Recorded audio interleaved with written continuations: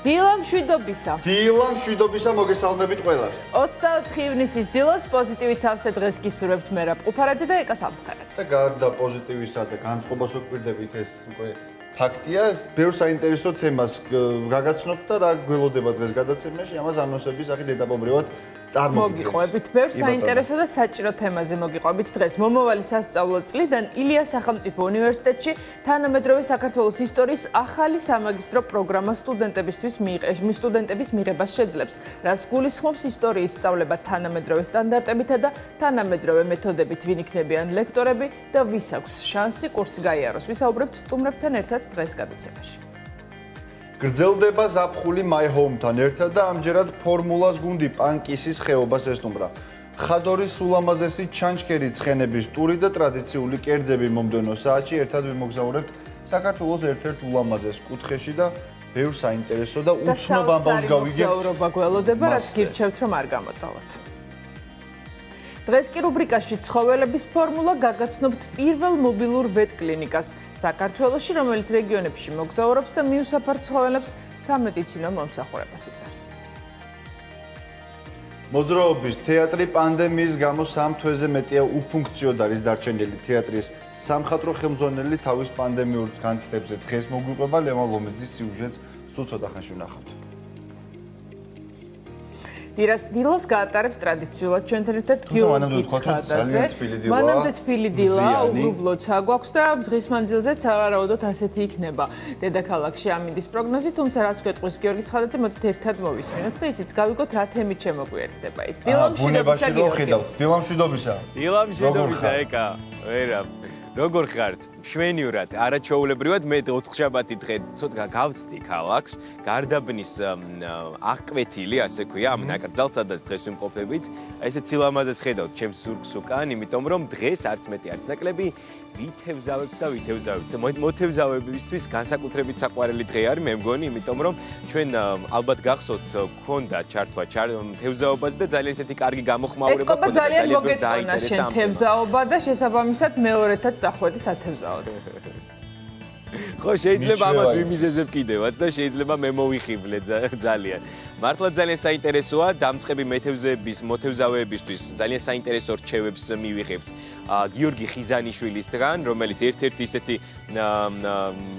გამორჩეული მოთევზავეა, ასევე YouTube ბლოგერი, ძალიან საინტერესო რჩევებს მოვისმენთ მათგან, ასევე დავათვალიერებთ აქაურობას, ძალიან ლამაზია გარდაბნის ნაკრძალი და რა თქმა უნდა ამინდის პროგნოზს მოვისმენთ პირდაპირ ეთერში, ასე რომ ძალიან ისეთი საინტერესო, ექსტრემალური, ცოტა სათავგადასავლო ჩართვები გველოდება, ასე რომ აუცილებლად უნდა დარჩეთ ჩვენთან. გარდებაში მშვენიერი ამინდია. ხო და გიორგი ველოდებით შენგან პირდაპირ ეთერში ესე ამოყვანილ თევზს. ეხა რეკლამაზე ამოვიყვანე და ეს არ მიიღება. დაიჭირე გაუხვის პრინციპი. ხო, რა თქმა უნდა, ეგ თავისთავად. ეს ძალიან მოგწონს ჩვენ ეს პრინციპი და ამის მომხრევართ ნამდვილად. რაც შეეხება ამინდის პროგნოზს, უკვე 25 გრადუსს აფიქსირებს ჩვენი თერმომეტრი. გიორგი, შენ რას გვეტყვი დღის მანძილზე როგორი ამინდი გველოდება? მშვენიერი ამინდი, ეკა მშვენიერი ამინდი გველოდება, როგორც გარდაბანში, ისე მთლიანად საქართველოში, კონკრეტულად ქალაქების მიხედვით გეტყვით ამინდის პროგნოზს და დავიწყებ ბათუმიდან. ბათუმში სინოპტიკოსები 27 გრადუსამდე კვირდებიან ჰაერის ტემპერატურის მატებას. ფოთში 28 გრადუსი დაფიქსირდება, სოხუმში 33, ზუგდიდში 29 გრადუსი. ცაგერში 29 გრადუსამდე გათბება ჰაერის ტემპერატურა, მზე გვაქვს ღრუბლებში, მესტიაში ნალექიანად ჩაივლის დღე 28 გრადუსი დაფიქსირდება. ოზურგეთი +29 გრადუსი, ამბროლაურში 30 გრადუსი, ახალციხეში 31 გრადუსამდე ველოდებით ჰაერის ტემპერატურის მატებას. სამტრედიაში 35 გრადუსი, საკმაოდ ცხელა სამტრედიაში, მზე გვაქვს ღრუბლებში, ქუთაისში +31, ზესტაფონში 30 გრადუსი. ხაშურში 35 გრადუსი დაფიქსირდება, ბორჯომში +32 გრადუსამდე ველოდებით ჰაერის ტემპერატურის მატებას, ხოლო ბაკურიაში 26 გრადუსი დაფიქსირდება. გუდაური 21 გრადუსი, ცხინვალში 33 გრადუსს კვირდებიან სინოპტიკოსები, გორში 34 გრადუსი, მზე ღრუბლებში შენარჩუნდება. თელავში 35 გრადუსი, რუსთავში 36 და ჩვენს დედაქალაქში თბილისში დღეუნალექოდ ჩაივლის 35 გრადუსამდე ველოდებით ჰაერის ტემპერატურის მატებას, ღამე კი მოსალოდნელია წვიმა და გაგრილება, ესეც არ იქნება მე მგონი ურიგო. დროებით დაგემშვიდობებით ეკა მერაბ 35 გრადუსის მერე გაგრილება მე მგონი ძალიან კარგი იქნება, იმიტომ რომ საკმაოდ ცხელი დღე გველოდება, როგორც ჩვენ გვეუბნები გიორგი. მადლობა დიდი, რომ ხართ ჩვენთან ერთად, ჩვენ ძალიან მალე კვლავ დაგიბრუნდებით და უკვე თევზაობის პროცესაც მივადევნებთ თვალს. გადაცემას გავაგრძელებთ და შევიხედავთ ვებგვერდზე stop.com-ში, რომ ნახოთ რა ხდება საქართველოში COVID-19-ის გავრცელების კუთხით. ამ დროისათვის კორონავირუსის დადასტურებული შემთხვევების რაოდენობა 911-ია, 900 გადაცდა, მათ შორის გამოჯანმრთელებული ყავს 768 ადამიანი. каранტინის რეჟიმში ამ დროისათვის 2601 პირია, ხოლო სტაციონარში მეთვალყურეობას 259 ადამიანი გადის. დაახლოებით 1 საათში ჩვენ თვალს მივადევნებთ, როგორ შეიცვლება მონაცემები და განახლდება ამ საიტზე. და უცბად მიმოვიხილოთ მსოფლიოს მონაცემები 9,155,106 დადასტურებული შემთხვევა, 469,819 გარდაცვლილი ადამიანია, ხოლო 5,41,846 არის გამოჯანმრთელებული და უცბად რამდენიმე ქვეყანა, რომელსაც ყველაზე მძიმე ვითარებაა, უცბად თქვა 36,015 ახალი შემთხვევა დაფიქსირდა ამერიკის შეერთებულ შტატებში და 2,424,168 არის ეს მაჩვენებელი საერთო ჯამში. 40,131 ახალი შემთხვევა დაფიქსირდა ბრაზილიაში ბოლოს 24 საათზე ეს ყველაფერი საუბარი. 40,131 ახალი შემთხვევა და 1,151,479-ია. შემდეგ მოდის რუსეთი, ინდოეთი, ბრიტანეთი და სხვა ქვეყნები, ასე რომ საკმაოდ რთული მდგომარეობა ბრაზილიასა და ამერიკის შეერთებულ და კომპიუტერიდანვე გავაგრძელოთ ჩვენი საუბარი. სად არის ხელმისაწვდომი ყველაზე ახალი ინფორმაციის ნახვა ტელევიზორის გარდა? ტელევიზორის გარდა ყველაზე ახალ ინფორმაციას ყველაზე სწრაფად მივიღებთ. აქ რამდენიმე ვარიანტი გვაქვს, რა თქმა უნდა, ეს არის ფორმულას, ტელეკომპანია ფორმულას Facebook გვერდი, ეს არის Instagram გვერდი და Instagram-ზე ძალიან საინტერესო რამ გამოქვეყნდა National Geographic-ს, თურმე ესეთი გამოკითხვა ჩაუტარებია, ქართული სამზარეულოს გაცნობა, აჭარული ხაჭაპური თუნდაც დაიწყოთო. ეს National Geographic-ის გადაწყვეტილებაა, ხო და არჩევანია. თუმცა შეიძლება სადაოც იყოს, იმიტომ რომ ნამდვილად რთულია გამოყო რომელიმე რეგიონიდან კონკრეტული კერძი, იგივე აჭარული კერძებიდან ხო სასწაული სამზარეულო აქვს თქვა.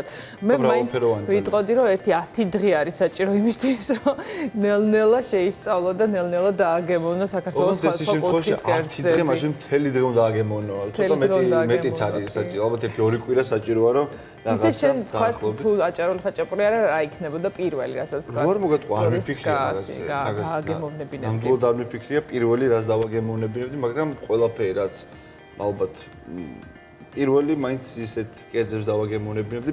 ერთ-ერთი პირველი იქნებოდა აჭარული ხაჭაპური, რა თქმა უნდა, მაგრამ იქ ხინკალი და სხვა ბევრი კერძია, რომელიც მეგრული სამზარეულო საოცრებია ლარჯი და ასე შემდეგ. ხო, ალბათ შეიძლება ხო მართლა ხაჭაპურების მრავალფეროვნებით დაიწყო, იმიტომ რომ ყველა კუთხეს თავის ხაჭაპური აქვს და იმერული ხაჭაპური, მეგრული ხაჭაპური, აჭარული ხაჭაპური, ну, მოკლედ ძალიან საბედნიერო, ძალიან მდიდარი და მრავალფეროვანი სამზარეულო გვაქვს და აუცილებლად დავაწყებინებდი. და წელს კარგი შანსი არის, რომ ქართველებმა ჩვენივე კუთხები მოვიაროთ და ეს სამზარეულოს მარგალიტები ჩვენვე მივირთვათ და დავაგემოვნოთ. ისეთი ქართული კერძების აღმოაჩინოთ, რომელიც შეიძლებოდა აქამდე გასინჯულიც არ და ისეთი კუთხეებიც ნახოთ და ისეთი ადგილებიც, სადაც აქამდე არ. და ერთ-ერთ დღესაც ვნახავთ აუცილებლად. ნამდვილად დღეს მოგზაურობა გველოდება ჩვენს გადაცემაში, ასე თქვენ არ უნდა გამოტოვოთ პანკისში ვიმოგზაურებთ თაკო ნოზაძესთან ერთად, თუმცა მანამდე უცხოეთის სიახლეებს გაგაცნობთ, გეტყვით, რომ საუდის არაბეთის გადაწყვეტილებით ჰაჯს იგივე ყოველწლიურ პილიგრიმობას მექაში 1000-ზე მეტი ადამიანი ვერ დაესწრება.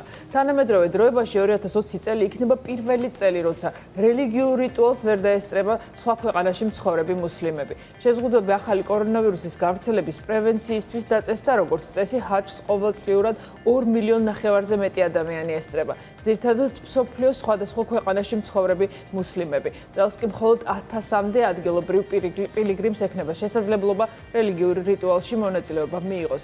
ჰაჯი ივლისის ბოლოს დაიწყება. ოფიციალური სტატისტიკა აჩვენებს, რომ საუდის არაბეთი ყოველწლიურად 12 მილიარდ დოლარს გამოიმუშავებს პილიგრიმი ტურისტებისგან. სამთვიანი დახურვის შემდეგ პარიზში 23 ივნის ორსეის მუზეუმი გაიხსნა. ორსეის მუზეუმში დაცულია იმპრესიონისტი მხატვრების მიერ შესრულებული ნამუშევრების საუკეთესო კოლექცია. კორონავირუსის პანდემიის გამო მუზეუმში ახალი წესები მოქმედებს, სტუმრებისთვის სავალდებულოა პირბადის ტარება და ბილეთების შეძენა მხოლოდ ონლაინაა შესაძლებელი. როგორც წესი, ზაფხულში მუზეუმს ყოველდღიურად 15,000-მდე ვიზიტორი სტუმრობს, წელს კი სტუმრების მაქსიმალური რაოდენობა 5,000-ია. მუზეუმს დიდი ფინანსური ზარალი მიადგა, რადგან მისი სტუმრების 70% არა ადგილობრივი მოსახლეობა, არამედ ტურისტია. და ეს არა მხოლოდ ორსეის მუზეუმის პრობლემაა, მთელი მსოფლიოს მასშტაბით მსგავსი პრობლემა არსებობს. და ნუ მოიტანა ეს. ყველა სფეროში მოიტანა კორონავირუსი. პირველი ეტაპი ესე იქნებოდა, შემდეგ ნელა აღდგება ეს ყველაფერი რა თქმა უნდა. თემას გავაგრძელებთ და გეტყვით, რომ კორონავირუსისაგან გამოწვეული საგანგებო მდგომარეობის დასრულებისთანავე ცნობილი იტალიელი დირიჟორი რიკარდო მუტის სცენას დაუბრუნდა. დირიჟორმა რავენას ყოველწლიური ფესტივალი გახსნა. რიკარდო მუტი განსაკუთრებით პოპულარულია ამერიკის შეერთებულ შტატებში, სადაც იგი ფილადელფიის ორკესტრს დირიჟორობდა. მუტი გამოდიოდა ისეთ თეატრებში, როგორიცაა მილანის ლასკალა და ლონდონის ფილარმონიული ორკესტრი. 78 წლის დირიჟორი ამბობს, რომ პანდემიამ მუსიკა გაანადგურა და მას განუზომელი ეკონომიკური კრიზისი მიაყენა. რავენას ფესტივალი მუსიკოსმა ცოლთან ერთად 2004 წელს დააფუძნა პანდემიის გამო. ფესტივალის ფარგლებში დაგეგმილი 50-მდე ღონისძიება ღია სივრცეში ლიმიტირებული აუდიტორიის წინაშე ჩატარდება. პანდემიის გამო დაცარიელებულ გასართობ პარკებში ადამიანების ადგილი სათამაშო დათუნებმა დაიკავეს. ნიდერლანდებში მდებარე ერთ-ერთ თემატურ პარკში 22 ფუმფულა სათამაშო დათუნია როლერკოსტერზე გაერთო. დათუნების მიერ შერჩეული როლერკოსტერი ძალიან სწრაფად გადაადგილდებოდა 35 მეტრიდან თავისუფალი ვარდნის სიჩქარით ეშვება. კორონავირუსის პანდემიის გამო მსოფლიოს სხვადასხვა ქვეყანაში დაწესებული შეზღუდვები ეტაპობრივად შემსუბუქდა, თუმცა გასართობ ადგილებში დიდი ხალხმრავლობა კვლავ შეზღუდულია. ესე იგი, ატრაქციონზე დათუნიები, მსმენელად ვნახეთ მცენარეები, მოკლედ სამყარო ძალიან შეცვლილი არის ამ პანდემიის პირობებში. ქვეყანაში იყო გუში მქონდა ეს სიახლე, ერთ-ერთ ქვეყანაში, სადაც რომ არ გამოეტოვებინათ დასაჯდომი ადგილები, მანეკენები დასვეს, რომ შეევრცო ეს სივრცე, ასე რომ 1000-ნაირი საშუალება ვარიანტი ყველაფერი მოიფიქრეს, მე მგონი, როგორ შეიძლება ეს ციცარილი შეივსოს, თუმცა იმედი დავიტოვოთ, რომ ეს ყველაფერი დროებითი არის და კვლავ ადამიანები დაუბრუნდებიან ამ ადგილებს. მოდის თემით გავაგრძელოთ, გეტყვით, რომ ყოველთვიური ჟურნალი ბომონდი ახალი ნომრის გამოსაშვებად ემზადება. ჟურნალის გარეკანისთვის კი ფოტოსესია გუშინ გაიმართა. ახალი ნომრის გარეკანზე ქართველი მოდელები მატილდა გვარმიანი და ვახო კედელაძე იქნებიან. ახალგაზრდა მოდელებმა კამერების წინ პოზირებისთვის სხვადასხვა ქართველი დიზაინერის სამოსი მოირგეს. ბომონდის ახალი პროექტით სწორედ მოდელების საერთაშორისო წარმატებაზე გვიამბობს, რადგანაც როგორც ცნობილია, პანდემიამდე ცოტა ხნით ადრე მოდელმა მატილდა გვარმიანმა მონაწილეობა მიიღო იტალიური მოდის სახლი ფენდის ვიდეო რგოლში, ხოლო ვახო კედელაძე ბალენსიაგას კატალოგში შევიდა. გადავწყვიტეთ თემა შემოქმედებითმა ჯგუფმა გაგვეკეთებინა კონცეპტუალურად სწორი მიმართულებით თვითონ ეს პროექტი მთელი წლის დაგროვილ წარმატებებზე გველაპარაკა ფურცლებზე ამის შესახებ გვემცნო საზოგადოებისთვის, ასევე ფოტოპროექტის სახით გადმოგვეცა იმ ორი განსხვავებული ხასიათის ადამიანის ემოციები, განსხვავებული ადამიანების დამოკიდებულება ზოგადად სოფლიოში მიმდინარე პროცესებზე. ძალიან მიხარია ის ფაქტი, რომ დასრულდა კარანტინის პერიოდი და როგორც იქნა ჩავერთე აქტიურად იმ სფეროში, რომელშიც აქამდე მოღვაწეობდი და ჩავერთე გადაღებებში. პირველი დებიუტი მქონდა 2 წლის წინ ჟურნალ ბომონდთან და აქედან გამომდინარე ჩემთვის ძალიან მნიშვნელოვანი არის ყოველჯერზე მათთან თანამშრომლობა. როგორი ლამაზი მოდელები ყავს. ძალიან. ხასკასობით თქვათ ნამდვილად. წარმატებები მე დაგითხრობ კი არა, ყველა ნომერში შევიძენ ამ ჟურნალისტს და ასე შემდეგ, რაც ქვია დაგითხრობ. გავაგრძელოთ. ლეგენდარულ როკ ჯგუფს Queen-ს ამიერიდან საკუთარი სახელობის საფოსტო მარკები ექნება, გაერთიანებული სამეფო საფოსტო კომპანიამ სამეფო ფოსტა ჯგუფის ყველაზე ცნობილი 13 ფოტო გამოიყენა და მათი სახელობის მარკების შექმნა, რომელსაც წერილის გაგზავნისას კონვერტზე დაიტანენ. საფოსტო მარკების შესაქმნელად ჯგუფის მიერ გამოშვებული ალბომების ქავერები გამოიყენეს, ასევე Queen-ის ერთ-ერთი ყველაზე ცნობილი Wembley სტადიონზე გამოსვლისას 1986 წელს გადაღებული ფოტოებიც. მარკების შეძენა 2020 წლის ივლისიდან იქნება შესაძლებელი. 96-ში ორი სერიოზული მოვლენა იყო, მე სოფლიო ჩემპიონატი ფეხბურთში, მარადონას ტრიუმფით და Queen-ი Wembley-ზე კონცერტი Wembley-ზე ნამდვილად. იმიტომ რომ ის ასაბინოდ არსებობს YouTube-ზე ვიდეო ჩანაწერი და ახლაც კი იმდენად სხვა ემოცია მოდის და იმდენად სასიამოვნო, რომ მე წარმოგიდგენთ არ მინდა ლაივში ეს რა იქნებოდა. გავაგრძელებთ თემას კორონავირუსის გავრცელების პრევენციისთვის დაწესებული შეზღუდვების გამო იტალიაში მცხოვრებმა ბლუზის მუსიკოსებმა საკუთარი მსმენელისთვის კონცერტის გამართვის ორიგინალური გზა მოიფიქრეს. მუსიკოსებმა მეთევზეებისაგან ნავები ითხოვეს და ყველასთვის საყვარელი სერენადები გულშემატკივრებს შუაგული ტბიდან შეუსრულეს. ეს კონცერტი სატესტო რეჟიმში ჩატარდა. ბლუზის ფესტივალი ყოველწლიურად აგვისტოში იმართება. ორგანიზატორები ფიქრობენ, რომ კონცერტის ჩატარების ამ მეთოდს საფესტივალოდაც გამოიყენებენ. და ნამდვილად ძალიან ორიგინალური და კარგი გადაწყვეტა ამით. მკითხავ რატომაც არა შუაგული ტბიდან მოვისმინოთ კარგი მუსიკა. და ყველანაირი დისტანციაც დაცული იქნება. მშვიდდები მარტო ამ ხედს რომ უყურებ, უბრალოდ რომ კარგი მუსიკა გესმის ზოურ მაგაც ასიამოვნო. რაღაც პლუსებიც აქვს, ხო? ანუ აი ეს და ყველანაირი სახით უსმენდნენ, ზოგი ველოსიპედით იყო, ზოგი იჯდა, ზოგი პიკნიკზე იყო. ვისაც როგორ უნდა და ისე უსმენდა მუსიკას. ტოკიოს ზოოპარკი პანდემიის შემდეგ საზოგადოებისთვის პირველად გაიხსნა. ვიზიტორებს ყველაზე მეტად 3 წლის პანდის ხიანგის ნახვა სურდათ, რადგან ცხოველს წლის ბოლოს ჩინეთის ზოოპარკში გადაიყვანენ. ზოოპარკში შესვლა დღის მანძილზე მხოლოდ 4000 ვიზიტორს შეუძლია, რომლისთვისაც ბილეთები წინასწარ უნდა დაჯავშნოთ. ტოკიოს ზოოპარკი 29 თებერვლიდან იყო დახურული და როგორც ზოოპარკში აცხადებენ, მისი დაარსებიდან დღემდე პარკი ამ ხანგრძლივობით არასდროს დახურულა. ასე რომ სერიოზულად შეეხო პანდემია, არც გავნაკლისიარს ტოკიოს ზოოპარკი აღმოჩნდა. ზოოპარკების თემას გავაგრძელებ მე და გეტყვით, რომ სან-დიეგოს ზოოპარკს ახალი ბინადრები ჰყავს. პანდემიის შემდეგ გახსნილ ზოოპარკში დამთვალიერებელს ახლა უკვე იშვიათი სახეობის ლეოპარდის წყვილის ნახვაც შეუძლია. ამურის ლეოპარდები დიდი კატების ყველაზე პატარა წარმომადგენლები არიან და როგორც ცნობილია, მსოფლიოში სულ ამ სახეობის 100-მდე ცხოველია დარჩენილი. ამურის ლეოპარდები სულ რაღაც 10-15 წელი ცხოვრობენ თავის ბუნებრივ პირობებში, ხოლო 20 წლამდე აღწევენ ვოლიერებსა და ზოოპარკებში. შესაძლებელი არიან და რა ლამაზები, ხო, საოცარი თვალები. ლამაზესები არიან ნამდვილად და ცხოველების თემას, რა თქმა უნდა, სალომე მომცემიძის გარეშე ვერ ჩაივლის ეს თემა და ზუსტად ახლა სალომე შემოგვიერთდება მნიშვნელოვანი თემით. სპონსორია ზოომაღაზიათა ქსელი ზოოსითი. სალომე, დილა მშვიდობის სალომე. მოდი, ოთხშაბათი შენი დღეა, უნდა ვისაუბროთ. ეს შენთან საუბრები არ არის მხოლოდ მათთვის, ვისაც ყავს ოთხფეხა მეგობრები სახლში, ხო? მათთვისაც ვინ შეიძლება აპირებდეს, ან უბრალოდ უყვარდეს ცხოველები და მე მგონი ცოტა ადამიანი, ვისაც ცხოველები არ უყვარს.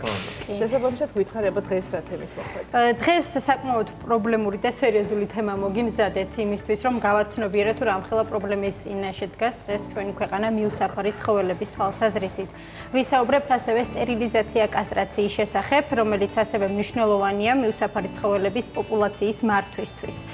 ძალიან მომრავდა ბოლო პერიოდში ქალაქებში, უბნებში, ქუჩებში ადგილი არ არის, სადაც პრაქტიკულად მიუსაფარ ცხოველს არ შეხვდებით და სწორედ ამიტომ მინდოდა რომ შევხვებოდი ამ თემას. თუმცა კი სანამ უკვე უშუალოდ გადავალთ საქართველოს თემაზე, გაგაცნობთ მსოფლიოში როგორ მოხდა ამ მიუსაფარი ცხოველების მართვის პოპულარიზაცია. სალომე, და აქვე არ უნდა დაგვავიწყდეს თემა, რომ უკვე დაიწყო საუბარი, რომ ცოფის რაღაცა გარკვეული შემთხვევები დაფიქსირდა საქართველოში, ხო?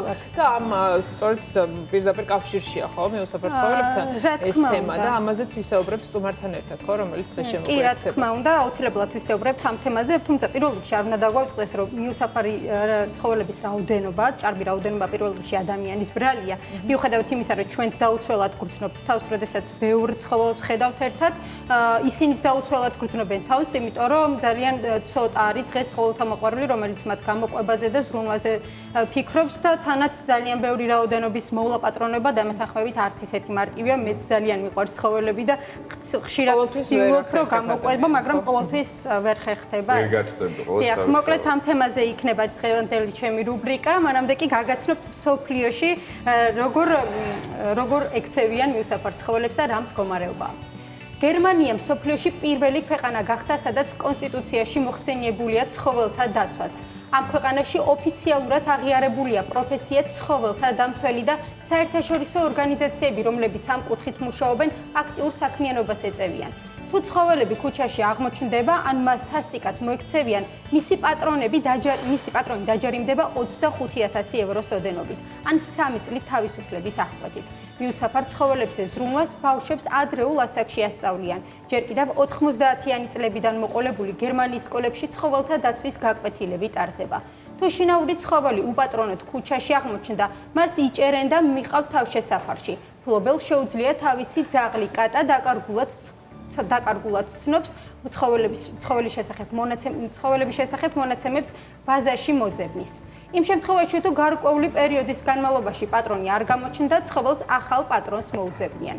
გარდა ამისა, თავშესაფარში მყოფი ძაღლი შესაძლოა გადასცენ მოხუცთა თავშესაფარს ან უსინათლო საზოგადოებას.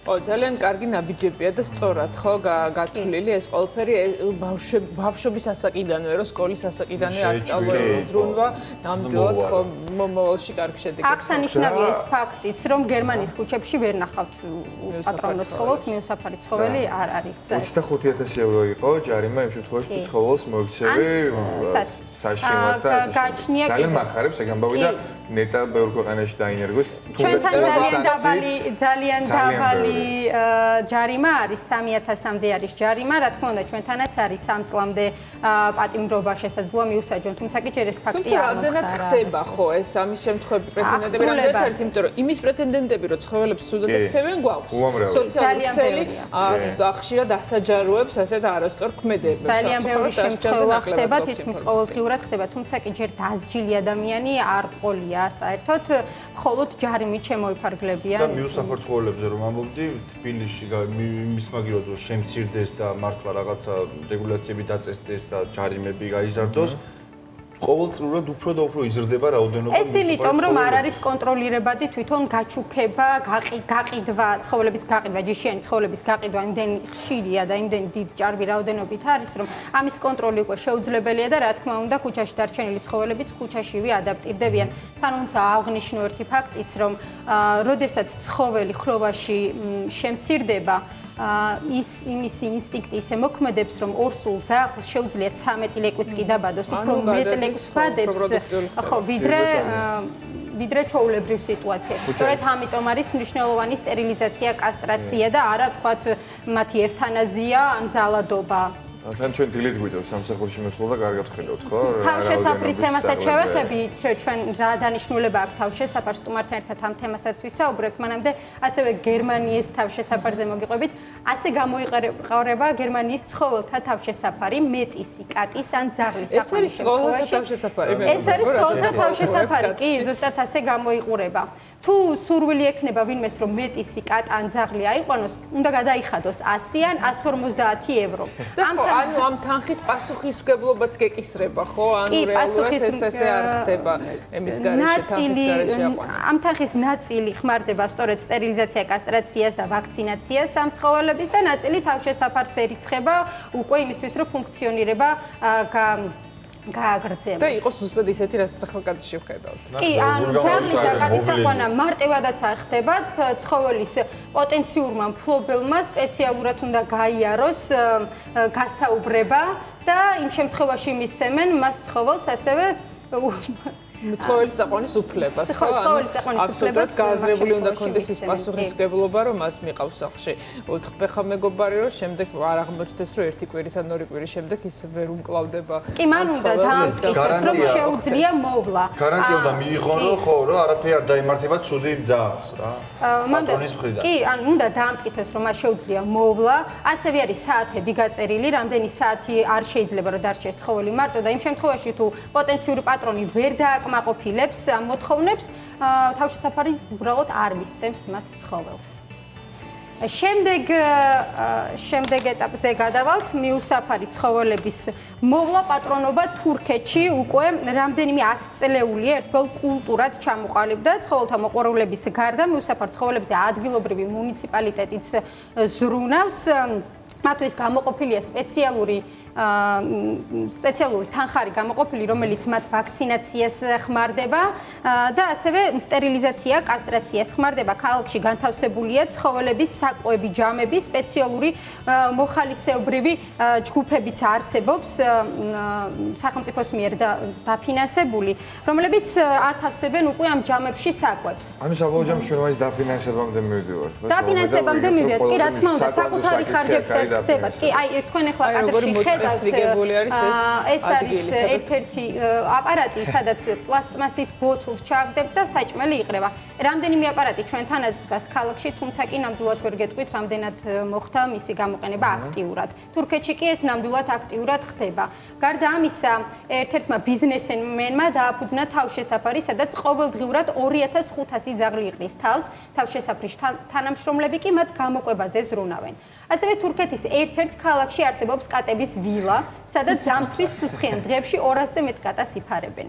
კატების ვილა. ძალიან მაგარია, ხო? კატების ვილა კი ზამთარში განსაკუთრებულად უჭირთ ცხოველებს, როგორც იცით. ამ პირობებს გაუძლებს. 200 კატის გათბობა უკვე ძალიან კეთილი საქმეა, ვილაში იქნება. თუმცა კი ისიც უნდა აღინიშნოს, რომ ზაფხულში ძალიან უჭირთ ცხოველებს ქუჩაში, იმიტომ რომ ცხელა და წყლის რაოდენობა არ არის იმდენად ბევრი, ამიტომაც ჩვენი ცხოველთა მოყვარულებიც მოუწოდებენ საზოგადოებას დადგან წყლიანი ჯამები, რომ ცხოველებმა თავი შეაფარონ სიცხეს. რაც შეეხება უკვე შვეიცარიას, შვეიცარიაში თუ შინაური ცხოველის აყვანას გადაწყვეტ, აუცილებლად მოგიწევთ სპეციალური კურსის გავლა და ატესტატის აღება. ეს საშუალებას აძლევს მომავალ პატრონს გაათვითცნობიეროს რა პასუხისმგებლობისთვის ემზადება. შვეიცარიაში ასევე არსებობს კანონში გაწერილი წესი, რის შემდეგ ოთხფეხა მეგობარს კონკრეტულ მისამართზე ცხოვრების სრული უფლება ეძლევა. კანონი არეგულირებს განქორწინების შემთხვევაში ვის საკუთრებაში დარჩება ცხოველიც. კლასიკური შვეიცარიული მაგალითად, თუ სადმე უნდა ყოფილიყო ატესტატი, შვეიცარიაში უნდა ყოფილიყო. და განქორწინების მერე ვის ამბობთ, როგორც ბავშვებზე მეუბნება ნაწილდება, ისე ნაწილდება. ჩვეულებრივად აღიქვამენ ისინი როგორც იქ არის როგორც ოჯახის წევრი, ჩვეულებრივი ოჯახის წევრი. თან საკუთარი კვადრატული მეტრიც აქვს სახლში გამოყოფილი მისი უფლებაც. მის შემთხვევაში შეიძლება არც კი მისცე, ხო? კი, რა თქმა უნდა, იქაც არის გაწერილი წესები რა შემთხვევაში. სასამართლოში ვერ გვიჩილებს, მაგრამ არ გამოვიცხავ, შვეიცარიაში. მათი დამცველები უჩივლებენ პატრონს. ამერიკის შეერთებულ შტატებში ძაღლის პატრონი ვალდებულია გაუკეთოს სტერილიზაცია, კასტრაცია საკუთარ შინაურ ცხოველს. გამონაკლისები მხოლოდ ჯიშიან ძაღლებზე, პოლიციაში მომუშავე ძაღლებსა და გამყოლ ძაღლებზეა დაშვებული. იმ შემთხვევაში თუ პატრონი არ შეასრულებს ვალდებულებებს, ის $500 დაჯარიმდება. იმისთვის, რომ სეირნობის დროს ძაღლი არ გაიქცეს და არ დაიკარგოს, აშშ-მ შეიმუშავა კომპანიონი ცხოველების გასეირნების წესები. ამის თანახმად ძაღლი უნდა იყოს საბელზე, ხოლო ყელსაბამზე უნდა ეკეთოს სპეციალური ბეიჯი, სადაც მითითებული იქნება პატრონის კოორდინატები და ძაღლის სახელი. ამერიკაში კალიფორნიის შტატში ასევე არსებობს ასეთი პროგრამა, როცა თავშესაფრიდან აყავთ სპეციალურად გაწვრთნილი ძაღლები და მათ პატრონობას ციხის პატიმრებს ავალებენ. რა თქმა უნდა, ეს ყველაფერი სპეციალისტების მიერ კონტროლირდება, თუმცა ამ შემთხვევაში ორმაგი სარგებელი იკვეთება. ციხის პატიმრებს აყავთ მუდმივი კომპანიონი, ხოლო თავშესაფრიდან წამოყვანილ ცხოველებს საკუთარი პატრონი. კვლევების თანახმად ძაღლები პატიმრებს ასწავლიან პასუხისმგებლობასა და გამოუმუშავებენ დობის განცდას. ესეც საინტერესო მიდგომაა ციხის. ხო, მაგრამ აი რა ქვეყნებიც გავიარეთ, ყველა ისეთი განვითარებული ამერიკა ახსენე, საფრანგეთი, შვეიცარია, გერმანია, ხო? და თურქეთი. და თურქეთი, კი ბატონო, რაღაცა მაინც საერთო ფონი ჭირდება, მე მგონი რომ ესე ცხოველთა უფლებები მაქსიმალურად დავიცვათ რა. კი, ნამდვილად ჭირდება, თუმცა ამ ქვეყნებად ძალიან დიდი ხნის წინ დაიწყეს ამ საკითხზე მუშაობა და დიდი ხანია. არა, რა თქმა უნდა. მუშაობა ჭირდება მანამ. ის პროგრამების თუნდაც ციხის პროგრამებიც უკვე 10 წლეულებია მიმდინარეობს უკვე ამერიკაში, ასე რომ ჩვენ თუ ავიღებთ სტარტს, იმედი მაქვს რომ დაახლოებით 5 წელიწადში. დაწყება მაინც კარგია. დაწყება არასდროს არ არის. ნაბიჯების გადადგმა არასდროს არ არის გვიან და რაც თავარია უნდა დაიძრას პროცესი იმისთვის რომ ჩვენც ისე ვიცხოვროთ როგორც მაგალითად შვედეთში რადგან ცოტა წაიღო. ახლა შვედეთში საინტერესოა. შვედეთში საერთოდ ვერ წარმოუდგენიათ როგორ შეიძლება ძაღლი ან კატა ცხოვრობდეს ქუჩაში. ცხოველთა დაცვის საკითხში შვედეთს საკმაოდ მკაცრი წესები აქვს. პატრონი ვალდებულია შეასრულოს წესი, მაგალითად შინაური ცხოველი არ უნდა დარჩეს სახლში მარტო 5 საათზე მეტხანს. სწორედ ამიტომ არსებობს ცხოველების ბაღი, სადაც პატრონებს დაყავთ საკუთარი ოთხფეხა მეგობრები. ასევე პატრონი ვალდებულია მოუაროს ცხოველის ბეწვს და იზრუნოს მის ჯანმრთელობას. აი ხო ვამბობ, საერთოდ სხვაგან არიან ახლა წარმოგიდგენთ სახლში 5 საათით რომ მარტო დატოვა არის მაქსიმალური ლიმიტი, ხო? მე აღარ შეგიძლია უკვე. ამის კონტროლი როგორ ხდება? ისე თვითონ აკონტროლებენ თავიანთ თავს, ხო? ეს უკვე წესად აქვთ გამჯდარი, რომ ეს ესე უნდა იყოს და მით უმეტეს, როდესაც თქვათ უფრო კონტროლირებადი არის და ამის აღსრულება ხდება, უკვე შენ თვითონაც პასუხისმგებლობაც გიმუშავდება და უკვე აცნობიერებ რა ზიანს აყენებს ძაღლს თუ თქვათ დიდხანს დატოვებ ხო, კარგი ხალხი ვარ, ჩვენ შვედები, რომელთა შეიძლება უბრალოდ დალმატინელის არის, ხო? დალმატინელია ეგეთი, რომელსაც შეიძლება გულიც კი გაუსწრეს. კი, პატრონჯიშის სწავლებიც არიან, ჩემ ძაღლს მარტო ვერ ყავს. მე მომისმენია ამ მსგავსი დიალოგისთვის შევსწრები ორ უბრალოდ რომ აი ახლა შვედეთის მაგალითზე 5 საათზე მეტხანს ვერ ტოვებ ხო სახლში. აქ დაუტოვებიათ მთელი დღის განმავლობაში და რო უკითხავთ არ მოშივდება უყრია. ანუ არიან ცხოველები რომლებიც თავისი ჭამენ, მაგრამ რეალურად არ შეიძლება დიდხანს ცხოველის ემოციურად მათ დატოვება, კი რა თქმა უნდა. ან საქმე იმაშია რომ პასუხისმგებლობა ამ საზოგადოებაში არის ძალიან დიდი, რაც ჩვენთან ნაკლები არის ცხოველების მიმართ, სწორედ ამიტომ მოიყვანე ეს მაგალითები. კარგი ხალხი ვარ ჩვენ შვედები რა. და ჩემი ფავორიტი ქვეყანაა ყველა გაგები საერთოდ ყველა გაგები ჩემი ფავორიტი ქვეყანაა. ხო სკანდინავია ზოგადად ძალიან მაგარია. და გამომდინარე იქიდან რომ შენ და ცხოველები განუყრელი მეგობრები ხართ, ერთი პატარა კვიზი მოგიმზადეთ. კვიზი აქამდე იყო სალომე გვიმზადებდა კვიზებს და ჩვენ ვერ მაგრამ ისეთი რთული გავაკეთეთ. უშანსოდ გვტოვებდა, უშანსოდ გვტოვებდა. რთული ჰოლივუდის ვარსკვლავებზე გააკეთე და ყველა გამოიცნო საერთოდ ვინ გავსო, ხო? ძაღლები იყო და ჰოლივუდის ვარსკვლავი მარტივი იყო, მაგრამ ამას წინათ ისეთი გავუკეთე რომ მე თვითონაც არ ვიცოდი რაღაცები. ახლა არ ვიცოდი ეს კვიზი გავუკეთე. და ამ კვიზს ეს ამ ცხოველების გამოცნობა ხშირად ვერ ახერხებენ და შენ თუ შეიძლება ესე ესე გვეუბნება დავიწყოთ მაშინ. რომელია ემო ეს ძალიან მარტივია, ახლა ნუ გასაგებია. ემო. მაგრამ საერთოდ არ ეგეთი მაგალითია. მარჯვენა რომელიც არის. სირაკლემას ხო. კი ბატონო, ეგ არის მართალია. შემდეგი, რომელია ჩანთოსანი კვერნა? ეს იწამია ჩანთოსანი კვერნა. კვერნა, მარჯვენა იქნება. მოდი კიდე აქ, მოდი და აქ. ხო, ახლოს მოდი, რომ კარგად დაიჯდა. მოდი, აბა ახლოს მოვალ. იმიტომ რომ შორიდან არ ჩანს. რომელია ჩანთოსანი კვერნა? პირველი თუ მეორე? მე მგონი პირველი. პირველი? პირველი მე არა, მეორე ყოფილა. ჩაიჭერი. ძალიან მიხარი ეს ამბავი. მონიშნე შინშილა რომელია? შინშილა არის მეორე. მეორე. ნამდვილად. კი ბატონო. მაგის შინშილა გაწყდაო? ეგ შინშილა. ვალაბი რომელია ვალაბზე? ვალაბი არის მეორე, ხო? მეორე. პირველი თუ მეორე? მეორე, პირველი კენგურუა ცალსახად. ახლა ვერ დავაბ.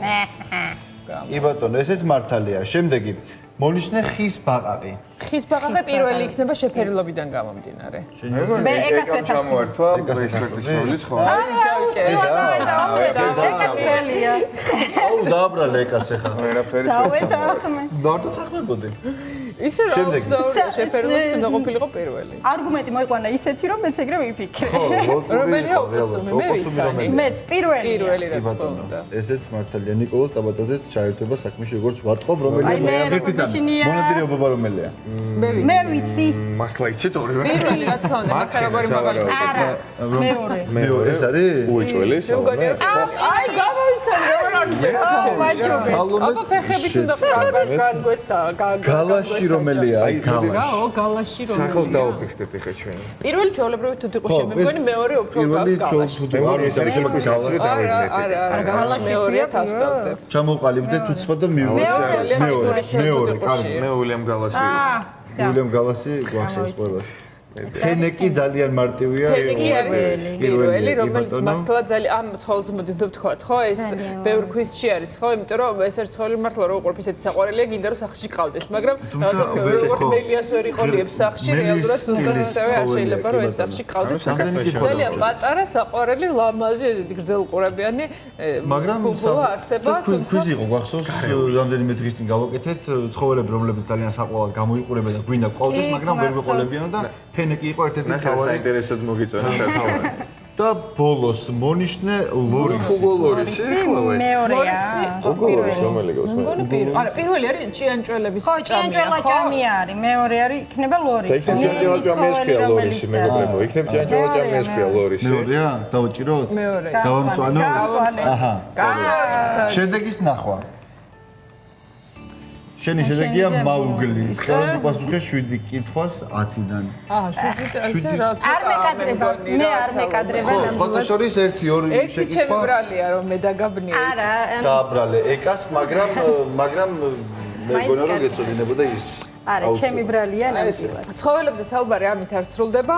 ვინ იქნება ჩვენი სტომარი და რა თემით გავაგზავნებთ? მოდით უთხრათ ჩვენს მაყურებელს ხო საუბარი.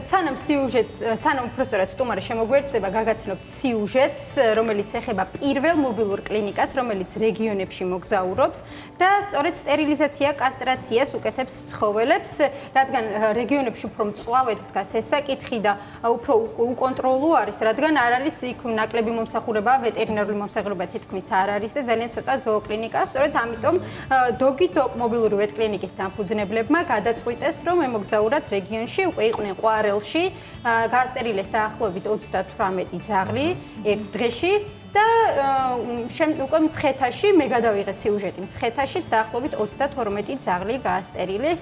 მინდა გითხრათ რომ ეს არის სრულიად უსაფრთხო პროცედურა თვითონ ცხოველისთვის კი ერთი დღე მხოლოდ იმიტომ სჭირდებათ რომ როდესაც ოპერაციას იკეთებს ძაღლი ისინი ელოდებიან როგორ გამოვა თქვათ მდგომარეობიდან და როდესაც უკვე დამაკმაყოფილებელია მათი მდგომარეობა უშვებენ უკვე თავის არში. ამ ყველაფერს შენ სიუჟეტში ვნახავთ ხო? მოისმენთ ნახავთ სიუჟეტს უკვე ძალიან მალე. დიდი მადლობა საუბრობთ რომ ხართ ჩვენთან ერთად. ჩვენ კი გადაცემას გავაგრძელებთ სხვა საინტერესო თემებით. რუბრიკის სპონსორია ზოომაღაზიათა ქსელი ზოოსითი. და შემოგვერთდება გიორგი ცხადაძე, ის გააგრძელებს თევზაობის თემით და საინტერესო პროცესის დასწრების საშუალებას ჩვენც მოგცემს. გიორგი, აი ძაღლები არიან ჩვენთან რამდენი. როგორ ახარ? რაღაც დიდი ხანია ძაღლებთან არ ყოფილვარ. კარგა ხანია, ყოველ დილას ხო გვხვდებოდნენ ხოლმე ძაღლები და აი, არც მეტი არც ნაკლები შეგხვდნენ დღეს უკვე. მშვენივრად ვარ, მით უმეტეს როცა გიორგი ხიზანიშვილია დილიდან ჩვენთან ერთად და გიორგისთან ერთად ვლაპარაკობთ თევზაობაზე, გიორგი დილამშტება. მოგესალმებით, მიუსალმებით გას მაყურებელს. მადლობა, რომ გვასმისლობ, არაჩვეულებრივი ადგილია. სად ვართ ახლა ჩვენ და რაზე ვაპირებთ თევზაობას? ახლა ჩვენ ვიმყოფებით გარდაბნის აღკვეთილის ტერიტორიაზე, ეს გახლავთ ნაკრძალი, შესაბამისად დაცული ტერიტორია. დღეს ჩამოვედით კერძო ტბაზე, კერძო მეურნეობაში და გვინდა მეგობრებთან ერთად რომ დავიჭროთ და გავერთოთ, დრო ვატაროთ და დავისვენოთ დიდი თევზების, ესე რომ ვთქვათ, ჭერის და მისი გამოყვანის სიამოვნებით. მე როგორც კი მოვედი, მქონდა იმის შესაძლებლობა რომ მეხილა გიორგის ასე ვთქვათ ეს ხელოვნებას უწოდებ შენ თევზაობას, იმიტომ რომ იმდენ რამეზე მესაუბრება და გვესაუბრება რომ ეს არ არის მარტო ის რომ გადავადგოთ ანკესი და ვითევზაოთ, ხო? მოდი ახლა ჩვენ ავაწყოთ ჩვენი ანკესი და თანაც ვურჩიოთ დამწყებებს და არა მარტო დამწყებებს, რჩევები მივცეთ თევზაობის შესახებ. რა უნდა გავითვალისწინოთ გიორგი, სწორედ მაშინ როცა მოვდივართ ტბაზე სათევზაოდ და მაგალითად არ მივდივართ მდინარეზე სათევზაოდ. ეთილი, ნუ ზოგადად მოგეხსენებათ როდესაც მივდივართ კონკრეტულად წყალსაცავზე ამ მდინარეზე, შესაბამისად გვჭირდება კონკრეტული არჩევანი ანკესისა, ანუ ჯოხისა, რომ გაგვადვილდეს თევზაობა და მაქსიმალურად კომფორტულად შევძლოთ თევზის დაჭერა და ზოგადად თევზაობა. ამისთვის, აი მაგალითად კონკრეტულად კერძო მეურნეობებში, სადაც ვიცით რომ დიდი თევზი ბინადრობს, ეს იქნება მაგალითად სარკისებური კობრი, ეს იქნება ლოქო და ძალიან ბევრი კიდე დინარის თევზი, რაც მტკვარში ბინადრობს, იმიტომ რომ აქვე ძალიან ახლოს გვაქვს ეს გვაქვს მტკვარი. შესაბამისად, მე დღეს გაჩვენებთ ტბაზე როგორი, ესე რომ ვთქვათ, აღჭურვილობა უნდა გამოვიყენოთ. პირველ რიგში ეს რა თქმა უნდა არის ანკესი, ანუ ჯოხი, რომელიც გახლავთ და არის სხვადასხვა ტესტიც, ესე რომ ვთქვათ. ჩვენ დღეს გამოვიყენებთ მაგალითად 4 მეტრი და 20 სანტიმეტრის ჯოხს, რომელიც წონაში გახლავთ, ანუ წონას ვახსენებ იქიდან გამომდინარე, რომ რაც უფრო მსუბუქი არის ჯოხი, შესაბამისად მეტად კომფორტული არის თევზაობა და მისი პროცესი. გიორგი, სიგრძეს რაც შეეხება, აი ხო 4 მეტრი და რაღაც სანტიმეტრი თქვი, ხო? რის მიხედვით ვირჩევთ სიგრძეს? არსებობს უფრო გრძელი ჯოხები და მოკლე ჯოხებიც, ხო? რის მიხედვით უნდა ავირჩიოთ სიგრძე? ნუ ზოგადად ტივტივით თევზაობაში, ჩემი აზრით მინიმუმ 3 და 60 უნდა ავირჩიოთ და რატომ განსხვავდება ახლა სიგრძეში? ნუ შესაბამისად სიგრძის მიხედვით არის ტესტებიც. რაც უფრო გრძელი არის ჩვენი კონკრეტული ჯოხი, შესაბამისად შეგვიძლია რომ მეტი შორს გავისროლოთ ჩვენი, ესე რომ ვთქვათ, მონტაჟი და შესაბამისად შორს გავიდეს შორმანძილზე, რათა უფრო მეტად, ანუ გათვლილი ქონდეს დიდი თევზი. იქიდან გამომდინარე, რომ დიდი თევზი არის ფრთხილი, ახლოს იშვიათად იცის, ასე რომ ვთქვათ, დგომა და გვჭირდება იმისთვის, რომ შორი გასროლა გავაკეთოთ და შესაბამისად მეტად, ესე რომ ვთქვათ, მიზანმიმართულად ვითევზაოთ დიდ თევზს. ესე იგი, ტივტივით თევზაობის დროს გიორგი გვირჩევს, რომ გამოვიყენოთ რაც შეიძლება გრძელი ანკესი. რაც შეეხება ახლა თვითონ იმ მოწყობილობას, რა მოწყობილობასაც ვამაგრებთ ანკესზე. რას ვამაგრებთ და დღეს რით ვითევზავებთ? რა თევზაობთ და შესაბამისად უნდა ავირჩიოთ საკვებიც, ხო? რა თქმა უნდა. ანუ გადავალ შემდეგ აღჭურვილობას და მოკლედ ვიტყვი. ზოგადად თავისთავად დაგჭირდება კოჭაც, რომელზეც ახლოვია ძუა. ამ შემთხვევაში არის 2000-იანი საზომით კონკრეტული, ისე რომ ვთქვათ, კოჭა. ძუას ვიყენებთ მე ძირითადად და ძალიან ხშირად მეკითხებიან ხოლმე ჩემს ესე რომ ვთქვათ პირად საუბრებში, რა ზომის ძუა უნდა გამოვიყენოთ იმისთვის, რომ კომფორტულად ვითევზაოთ და შორმანძილზე გადავაგდოთ, იმიტომ რომ ესეც გვეხმარება შორმანძილზე გასროლაში. მე ძირითადად ვიყენებ და დამწყებ მეთევზეებს ვურჩევ, რომ გამოვიყენონ 0.18 მაქსიმუმ 0.18 ზომის ძუა მილიმეტრი. მეგობარი ჩვენმა მეგობარმა დაიჭირა პირველი თევზი. პირველი ლამაზმანი მოვიდა ჩვენთან. რა მაგარია. გიორგი, მოდი ჩვენთან. რა თევზია ეს? ეს არის ჭანარი. ჭანარი, ნახე რა ლამაზია.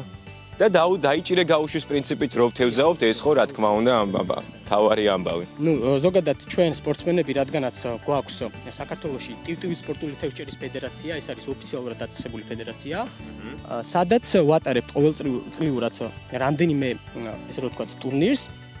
შესაბამისად გვაქვს ესე რომ ვთქვათ სპორტული ჟინი, დაიჭირე გაუშვის პრინციპით და ჩვენთვის პირველ რიგში მთავარი არის თევზაობა და ზოგადად თევზაობა არის ესე რომ ვთქვათ სპორტი, გართობა, დასვენება, ბუნებაში გამოსვლა მეგობრებთან ერთად. შესაბამისად ჩვენთვის ეს არის მომპოვებლობა და ასე რომ ვთქვათ კულინარიულად აგემონება. თუმცა აქვე ჩავერთები და იმასაც ვიტყვი, რომ რა თქმა უნდა დაჭერილი თევზი მით უმეტეს ბუნებაში ყოველთვის მომზადებული გემრიელია. უბრალოდ უნდა ვიცოდეთ სწორად რა თევზზე ვთევზაობთ, რა უნდა დავიჭიროთ, რა უნდა წავიყენოთ, ან რა რაოდენობის თევზი უნდა დავიჭიროთ. შესაბამისად ამის ცოდნა, ესე რომ ვთქვათ, შეგვიძლია მივიღოთ ჩვენს ძალიან კარგ ფორუმზე, Sport Fishing G არის ესეთი ფორუმი, სადაც პროფესიონალები და დამწყები მეთევზეები ერთმანეთს გამოცდილებას უზიარებენ და შესაბამისად მაქსიმალურად ვცდილობთ, რომ კომფორტულად, სწორად, კანონის დაცვით ვიხემძღვანელოთ და ვითევზაოთ. ეს ალბათ ძალიან მნიშვნელოვანია, რომ ვიცოდეთ კონკრეტულად როდის ქვირითობს თევზი და შესაბამისად მოკლედ დავიჭიროთ თევზი. გიორგი, ახლა რას ვაკეთებთ ჩვენ და როგორ ვემზადებით თევზაობისთვის? ჩვენ ახლა ვაწყობთ მონტაჟს, თავისთავად ტივტივით ვთევზაობთ დღეს და ავაწყობთ ტივტივის მონტაჟს ძალიან მარტივად. პირველ რიგში ვიტყვი, რომ ძუაზე აუცილებლად დაგჭირდება ფიქსატორი, ეს არის პატარა რეზინის ბურთულები, რომელიც აფიქსირებს ჩვენს მოძრავ ტივტივას. შესაბამისად, ამით ვარეგულირებთ, ესე რომ ვთქვათ, სიღრმეს კონკრეტულ წყალსაცავში. ანუ თუ აუწევ ამას სიტყვაზე მაგალითად 30 სანტიმეტრზე, წყალში შესაბამისად 30 სანტიმეტრამდე ჩავა ჩვენი მონტაჟი. თუ აუწევ 50-მდე, ასე შემდეგ და ასე შემდეგ. იმის მიხედვით, რა სიღრმე არის იმ კონკრეტულ მანძილზე. ეს რისთვის გვჭირდება? გვჭირდება აუცილებლად იმისთვის, რომ ფსკერზე დავდოთ ჩვენი სატყუარა, რათა ჩვენი მიზანი არის კობრის, ძირითადად კობრის დაჭერა. აქედან გამომდინარე, კობრი არის ფსკერული თევზი და ჩვენ უნდა მივაწოდოთ საკვები ფსკერზე, რომ მარტივად დავიჭიროთ და მოვატყოთ ჩვენი თევზუნიები, ესე რომ ვთქვათ. აბა კობრისთვის გავამზადოთ ახლა კარგი მოსატყუებელი საკვებურის არ უხმარობთ ამ შემთხვევაში საკვებურს? ზოგადად საკვებური ტივტივით თევზაობაში არ იხმარება, იმიტომ რომ ეს არის საერთოდ სხვა სტილის თევზაობა. ნუ ამას თავისი განხრები აქვს და დარწმუნებული ვარ, რომ ინტერნეტში არის ძალიან ბევრი ვიდეოები და მარტივად შეუძლიათ დაინტერესების შემთხვევაში გადახედონ. ნუ დღეს ძირითადად გვექნება მაინც ტივტივით თევზაობაში. რა ნიუანსებიც არის ძირითადად მე მაქსიმალურად ვეცდები რომ ამ მოკლედ დროში ისე რომ ვთქვათ აგიხსნათ და გირჩიოთ, გაჩვენოთ. შესაბამისად დარწმუნებული გიორგი, შეგახსენებთ რომ ძალიან ესეთი პოპულარობით სარგებლობს სოციალურ ქსელში, ბლოგერი ხარ. როდის გადაწყვიტე საერთოდ ბლოგერობა და საიდან დაიწყე ყველაფერი? კეთილი. დაახლოებით 2017 წლის ესე რომ ვთქვათ გაზაფხულზე, ნუ საერთოდ დაახლოებით 20 წელი რაც ვთევზაობ, დაინტერესებული ვარ თევზაობით და დაახლოებით 3 წლის წინ გადავწყვიტე რომ დამეწყო თევზაობა უფრო სპორტულად, გავიგე რა სხვადასხვა ფედერაციების შესახებ და ტურნირების შესახებ, შესაბამისად ადრენალინმა ესე რომ ვთქვათ მოზღვეობა გამოიწვია ჩემში და პირველად წავედი ტურნირზე და მივიღე მონაწილეობა და იქ მივხვდი ზუსტად რა არის სპორტული თევზაობა და ზოგადად თევზაობა რას ნიშნავს. გიორგი, სულ რაღაც 5 წუთია ჩვენ აქ ვართ, მე მგონი 10 წუთია და უკვე ორი თევზი დავიჭირეთ. მე მგონი რაღაც კარგ ფეხზე მოვედით აქ. დარწმუნებული ვარ, რომ კიდევ უფრო საინტერესო ჩარტყმები გვექნება. შესაბამისად, მოლოდინი კარგია, ამიტომ დარჩით აუცილებლად ჩვენთან, არ გახვიდეთ. ჯერჯერობით პატარა თევზებზე ვართ და მე მგონი წონას გავზრდით. დარწმუნებული ვარ, რომ შემდეგ ჩარტებში უკვე გვეყოლება შესაბამისი წონის და ზომის თევზი და გავახარებთ ჩვენს მაყურებელს. მოდი მაშინ ახლა უკვე ავაწყოთ ეს ანკესი და გადაგდება პირველი ესეთი ამბავი მე წინა ჩართვაზე ვისწავლე მე მგონი გადაგდება და ახლა კიდევ ერთხელ უნდა ვცადო. არა მარტო დამწყებებისთვის, არამედ შეგვიძლია რომ მე მგონი გამოცდილ მეთევზეებსაც მივცეთ, ხო გიორგი რაღაც რჩევები, მაგალითად შენი გამოცდილებიდან, იმიტომ რომ შენ კიდე სხვანაირად ეკიდები ამ საქმეს, ხო? არის რამე ისეთი დეტალები, მაგალითად აი ტბაზე თევზაობის პერიოდში, რაც შეიძლება მაგალითად შენი პირადი გამოცდილებით აღმოაჩინე რომ ეს ესი არ არის მაგალითად და ასე ურჩევ რომ გააკეთო. როგორ არიცით, ანუ იქიდან გამომდინარე თევზაობა ზოგადად არის ექსპერიმენტები, იმიტომ რომ მაგალითისთვის დღეს შესაძლებელია მაგალითად თევზაობდა ესე რომ ვთქვათ ჭია ყელაზე და დღეს საკმაოდ კარგი შედეგი ესე რომ ვთქვათ გააკეთო, თუმცა მეორე დღეს მიხვდა იმავე წერტილში და ჭიაზე ესე რომ ვთქვათ აღარ მოინდომოს ესე რომ ვთქვათ ჭამა ჭიის და მაგალითად დღეს მოვიდეს სიმინძე. ანუ ჩემი პირდაპირი მოწოდება არის ნებისმიერი დამწყები თუ პროფესიონალი მეთევზის, ვისაც ასე თუ ისე ეს კონკრეტული არ განუხილავს, რომ ატარონ ექსპერიმენტების შედეგად იღებენ პირად გამოცდილებას და ეს არის ძალიან დიდი პლუსი. ხო და ჩვენ შემდეგ ჩართვებში ჩავატარებთ ბევრ ექსპერიმენტს და იმედია რომ ბევრ დიდ თევზს დავიჭერთ და მერე გავუშვებთ. მშვენიერი ამინდია გარდაბანში, საქართველოშიც მშვენიერი ამინდია, უფრო კონკრეტულად ქალაქების მიხედვით გეტყვით ამინდის პროგნოზს გარდაბანიდან წაგიკითხავთ და დავიწყებთ ბათუმიდან. ბათუმში სინოპტიკოსები 27 გრადუსამდე კვირდებიან ჰაერის ტემპერატურის მატებას, ფოთში 28 გრადუსი დაფიქსირდება. სოხუმი +33 გრადუსი, ზუგდიდში 29, ხოლო საგერში +29 გრადუსამდე გათბება ჰაერის ტემპერატურა. მესტიაში 26 გრადუსი შენარჩუნდება, ნალექია სხვათა შორის ნავარაუდები, მესტიაში ისევე როგორც ოზურგეთში 29 გრადუსი, ამბროლაურში 30, ახალციხეში +31 გრადუსს კვირდებიან სინოპტიკოსები. სამტრედიაში +35 გრადუსი, ქუთაისში 31 გრადუსამდე გათბება ჰაერის ტემპერატურა. ზესტაფონი 30, ხაშური 35, ბორჯომი 32 გრადუსი, აქაც წვიმს. ბაკურიანში 26 გრადუსი, გუდაურში +21 გრადუსამდე გათბება ჰაერის ტემპერატურა. ცხინვალი +33 გრადუსი, გორში 34 გრადუსი მზეღრუბლებში შენარჩუნდება, თელავში +35 გრადუსამდე ველოდებით ჰაერის ტემპერატურის მატებას. რუსთავში +36, თბილისში 35 გრადუსამდე გათბება ჰაერის ტემპერატურა, დღის განმავლობაში ნალექი არ იქნება, ხოლო ღამე ცოტა გავუგრილდებით და წვიმაც იქნება. ასეთი ამინდია ეკა, მერაბ როგორ. მადლობა გიორგი, საინტერესო იყო ძალიან. ორი თევზის დაჭერა მოასწარით, როგორც ნახეთ და კარგია. ჩვენ დაგიბრუნდებით მომდევნო საათში. რუბრიკის სპონსორია ზოომაღაზიათა ქსელი ზოოსითი. დილა ფორმულაზე დაბრუნდა პირდაპირ ეთერში, სალომე მომცემიძესთან ერთად უნდა გავაგრძელოთ საუბარი და მობილურ ვეტ კლინიკაზე მოგვიყვება ის. კიდევ ერთხელ დილამშვიდობის. დილამშვიდობისა, დღეს სიუჟეტს წაგირდგენთ სწორედ მობილურ ვეტ კლინიკაზე. როდესაც საქართველოში მიუსაფარი ცხოველების პრობლემებზე ვსაუბრობთ, რეალობა ასეთია. ჩვენ თავისუფლად მობინადრე ცხოველებთან თანაცხოვრება გვიჭირს.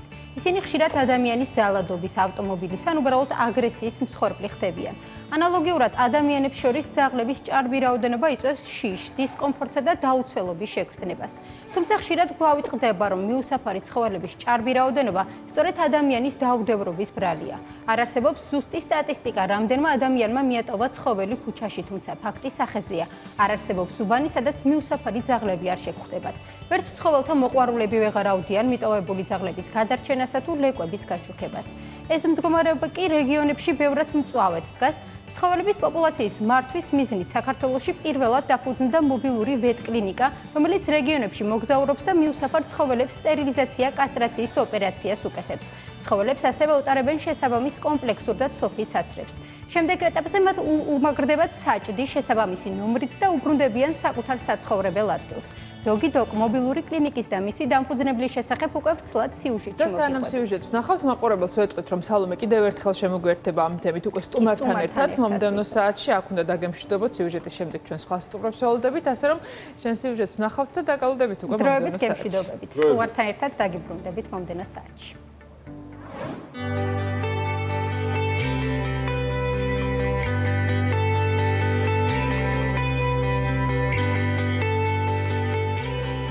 თუ ქალაქ გარეთ დაინახავთ ძაღლების ფოტოებით მორთულ ავტომობილს, არ გაგიკვირდეთ. ეს მობილური ვეტ-კლინიკაა, რომელიც რეგიონში მიუსაფარი ცხოველების დასახმარებლად მოგზაურობს. ავტომობილში განთავსებულია მოძრავი ქირურგიული ოთახი, სადაც ვეტერინარებისთვის ყველა საჭირო აღჭურვილობაა მოწყობილი.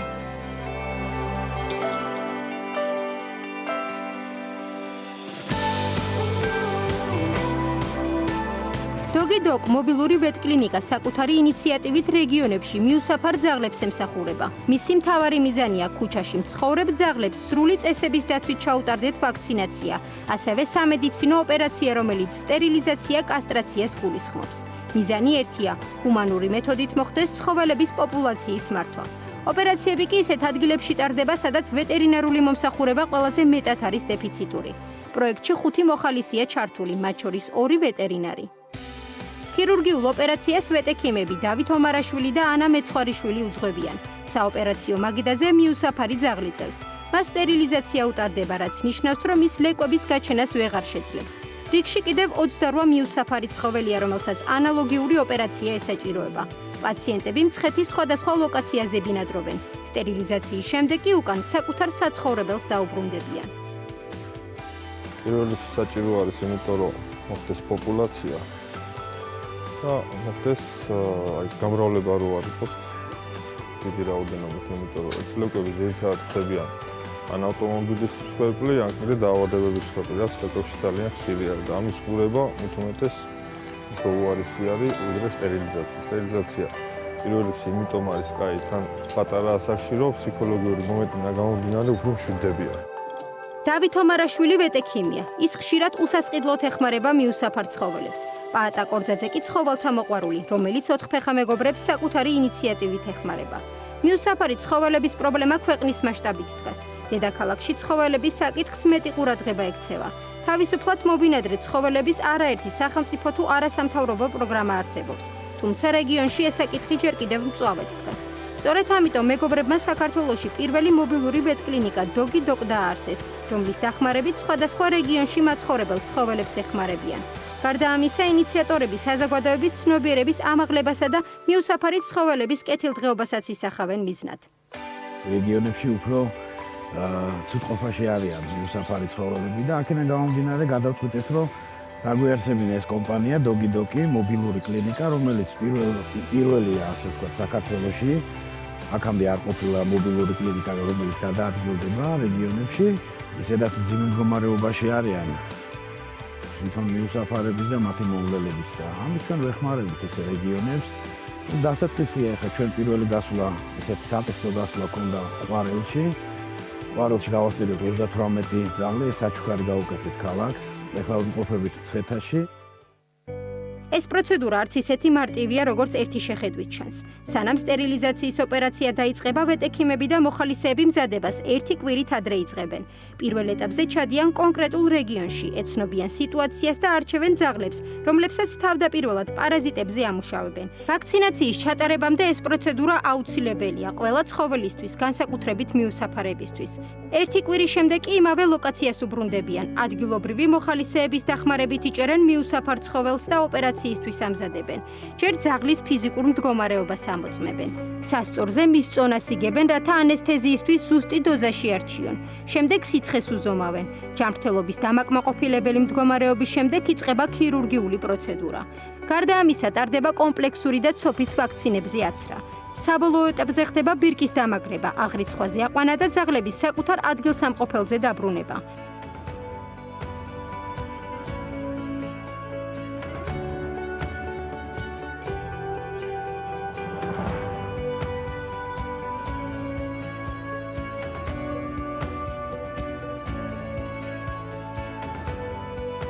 მცხეთის მუნიციპალიტეტში ძაღლები, რომლებსაც წარმატებით ჩაუტარდათ ოპერაცია და მათი მდგომარეობაც დამაკმაყოფილებელი იყო, ეტაპობრივად დააბრუნეს საკუთარ საცხოვრებელ ადგილებში, მცხეთის, სადგურისა და ჯვრის მონასტრის მიმდებარე ტერიტორიაზე.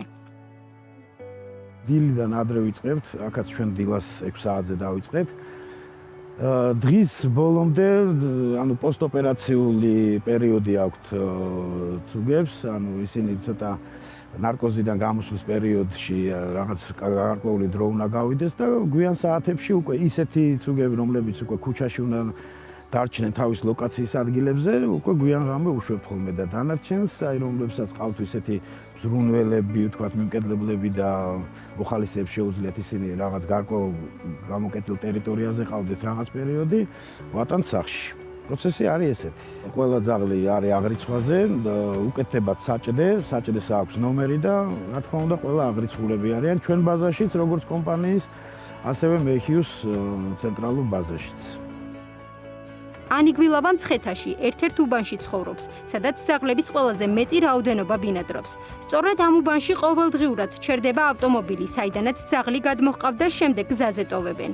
ანის და მის მეზობლებს კი სხვა გამოსავალი არ აქვთ. მიტოვებულ ცხოველზე ზრუნვა მათ უწევთ.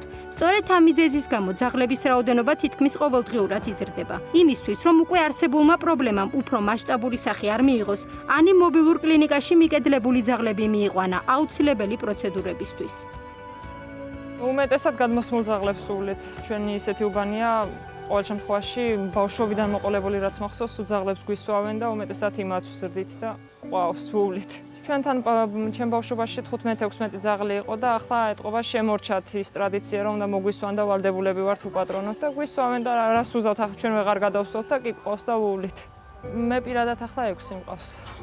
და ისე აქ თუ ვაჭმევთ კიდე თუ არა. პირადად ჩემი და რომელსაც მე ვუვლი 6-ია. ანუ თავიდან ინტერნეტ სივრცით გავიგეთ სტერილიზაციის შესახებ და რო გავიკითხეთ და გამოვიკითხეთ ჩვენთან ახლოს აგრარული კლინიკაში იყო სადაც კეთდებოდა და იქ მივიყვანეთ და მის მერე იქით დავყავდა და ახლა პირველად ასე მობაილური კლინიკით რო გავუკეთეთ. მობილური ვეტკლინიკა ბრიტანული ორგანიზაციის მხარდაჭერით დაარსდა. მეიჰიუს ორგანიზაცია საქართველოში უკვე 6 წელია არსებობს და მიუსაფარ ცხოველებს ეხმარება.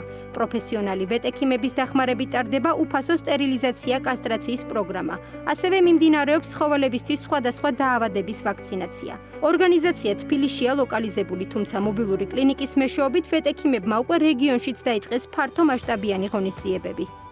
როდესაც უკვე აქტიურად ჩავერთეთ ერთად მუშაობაში, გააცნობიერეს თუ რამდენად დიდი პოპულაცია გვაქვს უპატრონო ცხოველების საქართველოში, გადაწყვიტეს, რომ დააგვეწყო სტერილიზაცია კასტრაციის პროგრამა, ასე ვთქვათ, რომელიც აუცილებლად უტოლდება საერთაშორისო სტანდარტებს და ასე ვთქვათ, მოიცავს პოპულაციის მენეჯმენტს ჰუმანური გზით, რომელიც ძალიან მნიშვნელოვანია ჩვენთვის და ასევე მოიცავს დაავადებათა კონტროლს, რადგან გვაქვს ბევრი ისეთი დაავადება, როგორც არის ცოფი და არის ზოონოზური, გადადის ადამიანებზეც და ძალიან მნიშვნელოვანია ეს არა მარტო ცხოველების კეთილდღეობისთვის არის, არამედ ადამიანების შემთხვევაშიც ძალიან დიდ გავლენას ახდენს.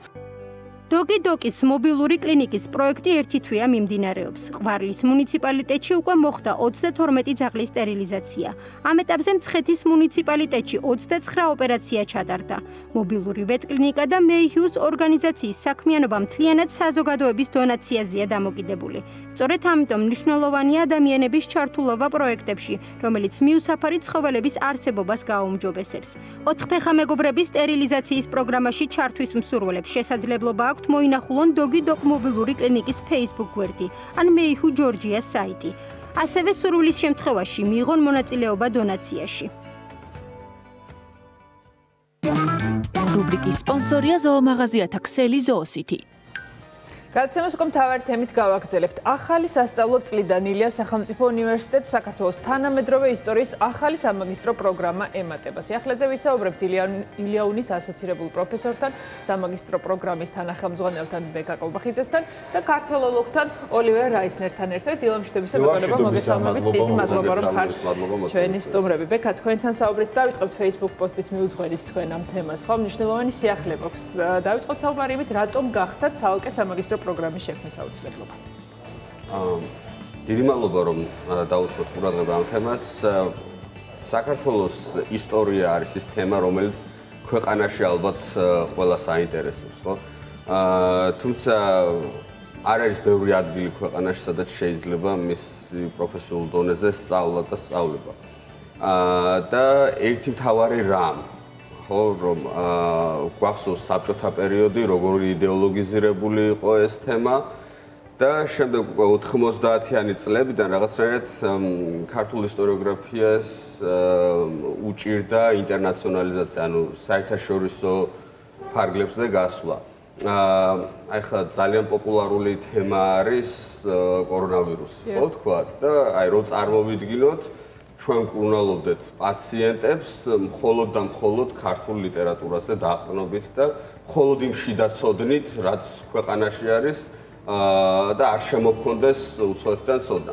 აი ეს პროგრამა არის ძირითადად ამ მიმართულებაზე ორიენტირებული, რომ საუკეთესო საერთაშორისო ლიტერატურა მოაგროვოს, აი როგორც ბატონი ოლივერი არის და სხვა არაერთი ცნობილი საერთაშორისო პროფესორები ასწავლიან ამ პროგრამაზე, სტუდენტები შეიძლება როგორც წერას, ისე კითხვას უცხო ენაზე, ანუ როგორც ინფორმაციის ორენოვანი იქნება ორენოვანი იქნება ფაქტობრივად სწავლება და ფიქრობთ, რომ ეს ცარიელი წიგნების თაროები, რომელიც ელოდება შევსებას საქართველოს ისტორიაზე წიგნებით, განსაკუთრებით უცხოენოვანი წიგნებით, ნელ-ნელა შეივსება, ხო? იმიტომ რომ დღევანდელი დღისთვის აი გამართული ინგლისურით ნაწერი შეიძლება 10 წიგნი არ მოგვეპოვებოდეს საქართველოს ისტორიაში. ანუ ეს გამოწვევაც დადგა ხო რეალურად ამ პროცესში 2 წელი ხო საკმაოდ დიდი ხანი თქვენ მუშაობდით ამ იდეაზე, სანამ უშუალოდ პროექტი განხორციელდებოდა და უკვე მიიღებდით უკვე პირველ სტუდენტებს მიიღებთ ხო